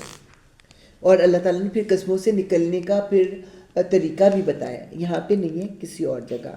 جو لوگ اپنی عورتوں سے تعلق نہ رکھنے کی قسم کھا بیٹھتے ہیں ان کے لیے 4 مہینے کی مہلت ہے. اگر انہوں نے رجوع کر لیا تو اللہ معاف کرنے والا اور رحیم ہے, اور اگر انہوں نے طلاق ہی کی ٹھان لی ہو تو جانے رہیں کہ اللہ سب کچھ سنتا اور جانتا ہے. اچھا جی, اب عربوں میں رواج تھا کہ ان کی سخت ترین طلاق ہوتی تھی کہ وہ کہتے تھے کہ یہ جو ہے عورت میرے لیے میری ماں کی طرح ہے. اب وہ عورت ایسی ہوتی تھی کہ نہ وہ اس کو چھوڑتا تھا کہ وہ آزاد ہو کے کہیں اور شادی کر لے, اور نہ اس کو آباد رکھتا تھا. تو اس پر اللہ تعالیٰ نے کہا کہ 4 مہینے کی مہلت ہے, فیصلہ کرو تم نے اس کو ٹھیک طرح سے بیوی بنا کے رکھنا ہے, اور اگر نہیں رکھنا تو تم ان کو آزاد کرو. اس طرح سے اللہ تعالیٰ نے ایک بہت ظلم سے ان عورتوں کو جو تھی وہ نجات دلائی. کہتے ہیں کہ یہ تو قسمت میں تھا. کیا طلاق کا اگر کوئی ہوتا ہے انسیڈنٹ جب بھی ہوتا ہے تو کہتے ہیں کہ اللہ نے ایسے ہی لکھا ہوا تھا. تو دیٹ مینس یہ تو انسان کی اپنی بالکل چھوڑا ہوا, اس کو اپنی مرضی پہ چھوڑا ہوا ہے. لیکن اس طرح عورتوں کو روکے رکھنا کہ وہ ایک نارمل زندگی نہ گزاریں, اس چیز سے اللہ تعالیٰ جو ہے وہ بہت زیادہ منع کرتے ہیں. اب آگے پھر آئے گئے اسی موضوع کے بارے میں اور بھی آیتیں جو ہے نا وہ آئیں گی. اچھا کہاں تک ہے؟ جن عورتوں کی طلاق ہاں میں سوچ ابھی ٹائم کیا ہوا ہے؟ 1:05. 1 ہم اس کو پھر یہ طلاق کے احکامات کو پھر ہم کل کریں. بس یہ پاؤ ختم ہونے والا, یہ 2 پیج رہے گا. اچھا 2 پیج ہیں. جن عورتوں کو طلاق دی گئی ہو انہیں 3 مرتبہ ایام ماہواری کے آنے تک اپنے آپ کو روکے رکھیں, اور ان کے لیے یہ جائز نہیں ہے کہ اللہ نے ان کے رحم میں جو کچھ خلق فرمایا ہو اسے چھپائیں. انہیں ہرگز ایسا نہ کرنا چاہیے اگر وہ اللہ اور روز آخر پر ایمان رکھتی ہیں. ان کے شوہر تعلقات درست کر لینے پر آمادہ ہوں تو وہ اس عدت کے دوران میں انہیں اپنی زوجیت میں واپس لے لینے کے حقدار ہیں. ہمارے معاشرے میں کیا ہے؟ طلاق, چلو سامان پکڑو اور نکلو. اللہ تعالیٰ نے آگے قرآن میں کہے میری بندیوں کو ان کے گھروں سے نہ نکالو, یہ گھر تمہارا نہیں ہے, میری بندی کا ہے, جب تک کہ عدت پوری نہیں ہوتی. اور جب عورت اسی گھر میں رہے گی تو ہو سکتا ہے مرد کا غصہ جو ہے وہ دور ہو اور پھر ان کی شادی جو ہے وہ کنٹینیو کرے. لیکن اگر 3 مہینے تک بھی وہ اس سے رجوع نہیں کرتا تو پھر ایک طلاق واقع ہو جائے گی, پھر وہ چلی جائے گی. پھر اگر وہ اس کو اپنے گھر میں لانا چاہے گا تو اس کو دوبارہ نکاح کرنا پڑے گا, اور پھر اسی طرح پھر کسی وقت اس نے طلاق دے دی, پھر 3 مہینے کی عدت ہوگی جس میں وہ بغیر مزید نکاح کے اس کو اپنے گھر لا سکتا ہے. نکاح کے وقت وہ 3 دفعہ کہتا ہے نا, قبول کیا قبول کیا قبول کیا. اب 1 دفعہ طلاق دی, عدت ہوئی, اور اگر عدت میں اس نے کچھ کر لیا تو ٹھیک, نہیں تو پھر اس کو نیا کرنا پڑے گا نکاح.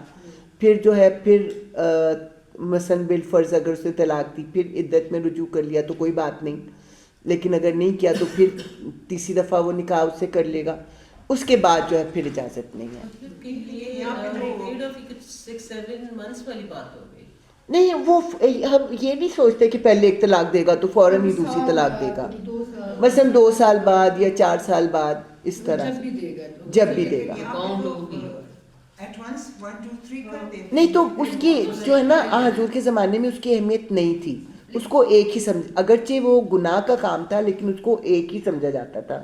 تو پھر حضرت عمر نے سزا کے طور پہ کہا کہ جو ایسے کرے گا میں اس کو واقعی جدا کر دوں گا. یہ اس پیریڈ کی بات ہے. ہاں اس اب تو یہ اس کو ایپلیکیبل نہیں ہے. اب ہمارے جو ہمارے لاء میں بھی ہے, شریعت کو ہی طلاق کے معاملے میں شریعت کو ہی فالو کیا جاتا ہے. نہیں لیکن اصل شریعت یہ اس میں پھر اختلاف آ جاتا ہے, لیکن اصل میں تو اللہ تعالیٰ گھروں کو توڑنا نہیں چاہتے, ٹھیک ہے نا.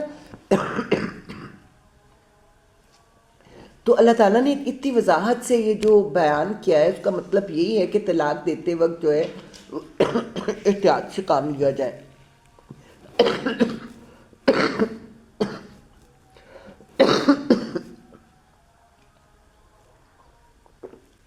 اس کو کہتے ہیں ایک عارضی حکم تھا جو حضرت عمر نے دیا، وہ عارضی تھا، اس کو اللہ کے حکم کے مطابق نہیں رکھا جا سکتا. تو اصل حکم یہی ہے کہ ایک طلاق تھی، اس کے بعد 3 مہینے وہ عورت اسی گھر میں رہے، اگر اس دوران وہ اس سے تعلق کر لیتا ہے تو پھر، لیکن ایک طلاق ہو گئی، ایک طلاق ہو گئی، لیکن زندگی جو ہے وہ شروع ہوتی. بعض لوگ ہوتے ہیں ایک ہی مرتبہ میں 3 طلاقیں دے دیں، وہ اسی کے بارے میں کہہ رہے ہیں کہ جو ایک ہی دفعہ میں 3 طلاق کہتے ہیں وہ ہاں ایک ہی ہوتی ہے، اگرچہ وہ گناہ گار ہوتے ہیں کہ وہ 3. ہم یعنی کہ جہاں میں رہتی ہوں یا ہمارے جو ماحول ہے وہاں پر تو وہ اگر ایک مرتبہ 3 طلاق دیتے ہیں نا تو وہ پھر کہتے ہیں کہ حرام ہو گئی. ہاں ہاں میں یہ کہ جو یعنی کہ میں اپنے سرکل میں دیکھتی ہوں تو پھر وہ اسی ٹائم اس کے جو وارث ہوتے ہیں نا عورت کے بھائی ہو یا باپ ہو تو اسی وقت اس کو اس کے آ کے اٹھا کے لے جاتے ہیں، لیکن یہ ایسا نہیں ہے. تو وہ پھر تھوڑا ڈفرینس ہے آپ جو بھی ایکسپلین کر رہے ہیں کچھ ابھی تک یہ چل رہا ہے لیکن جی پھر اس کو ویٹ کرتے ہیں کہ سال کی ہوتا ہے. تو اصل میں جو طلاق کا طریقہ، اور اس کو بھی اللہ تعالیٰ نے زیادہ ڈیٹیل میں بتایا ہے کہ اگر کسی آدمی نے یعنی کہ اپنے جذبات میں آ کے نہیں، ہوش و حواس سے وہ کہتا ہے کہ میں نے اس عورت کو گھر نہیں رکھنا، اس کا طریقہ کار اللہ تعالیٰ نے بتایا کہ جب عورت حیض سے فارغ ہو جائے، ٹھیک ہے نا، ایک عورت کو پیریڈز آ گئے، اس وقت وہ اس کو طلاق دے گا، جبکہ اس نے اس کے ساتھ کوئی اپنا تعلق نہیں کیا. حیض سے فارغ ہوئی عورت سے تعلق نہیں کیا تو اس کو طلاق دے گا. 3 مہینے پھر وہ اس کے پاس رہے گی. اس دوران اگر وہ اس سے تعلق رکھ لیتا ہے تو وہ طلاق کینسل ہو گئی، لیکن اس کا ایک حق ختم ہو گیا، ایک طلاق کا حق ختم ہو گیا. ٹھیک ہے، اب 4-5 سال جو ہیں وہ گزر گئے. اس کے بعد پھر اس نے سوچا کہ نہیں، مجھے اس عورت کو طلاق دے دینی چاہیے. پھر وہ انتظار کرے گا کہ اس کا حیض آئے اور اس کے بعد وہ اس کو طلاق دے. پھر 3 مہینے وہ اس کو اپنے گھر میں رکھے گا، اور اگر پھر وہ اس کے ساتھ تعلق کر لے گا تو پھر اس کی شادی بچ جائے گی، اور لیکن اس کے 2 حق جو ہیں وہ ختم ہو جائیں گے طلاق کے. ٹھیک ہے نا. اچھا، لیکن اگر وہ پہلی دفعہ بھی 3 مہینے کے اندر رجوع نہیں کرتا، طلاق واقع ہو گئی، عورت اپنے ابا کے گھر آ گئی، اب وہ کہتا ہے کہ یہ تو بڑی غلط بات ہو گئی ہے، مجھے اس کو لے آنا چاہیے، تو نئے سرے سے نکاح ہوگا، نئے سرے سے مہر لکھا جائے گا، لیکن وہ اس سے دوبارہ شادی کر سکتا ہے دوسری دفعہ. اچھا، اس کے بعد اسی طرح اگر دوسری دفعہ وہ اس کو لے آیا، 3 مہینے گزر گئے اور وہ اس کو 3 مہینے میں اس نے اس سے رجوع نہیں کیا اور وہ عورت اپنے گھر چلی گئی، وہ پھر تیسرا نکاح بھی اس سے کر سکتا ہے. اس کے بعد اگر وہ اس کو طلاق دیتا ہے نا، پھر وہ اس کے لیے حرام ہو جاتی ہے. یہ اسلامی طریقہ ہے، یہ اصل اسلامی طریقہ یہ ہے جس کا ہمیں چونکہ علم نہیں ہوتا، جس کی وجہ سے ہماری جو ہے بہت زیادہ گھر جو ہے وہ ٹوٹتے ہیں اور خرابیاں ہوتی ہیں. تو یہ اصل طریقہ ہے. چلیے، میں خیال اب اذان شروع ہو گئی نا. جی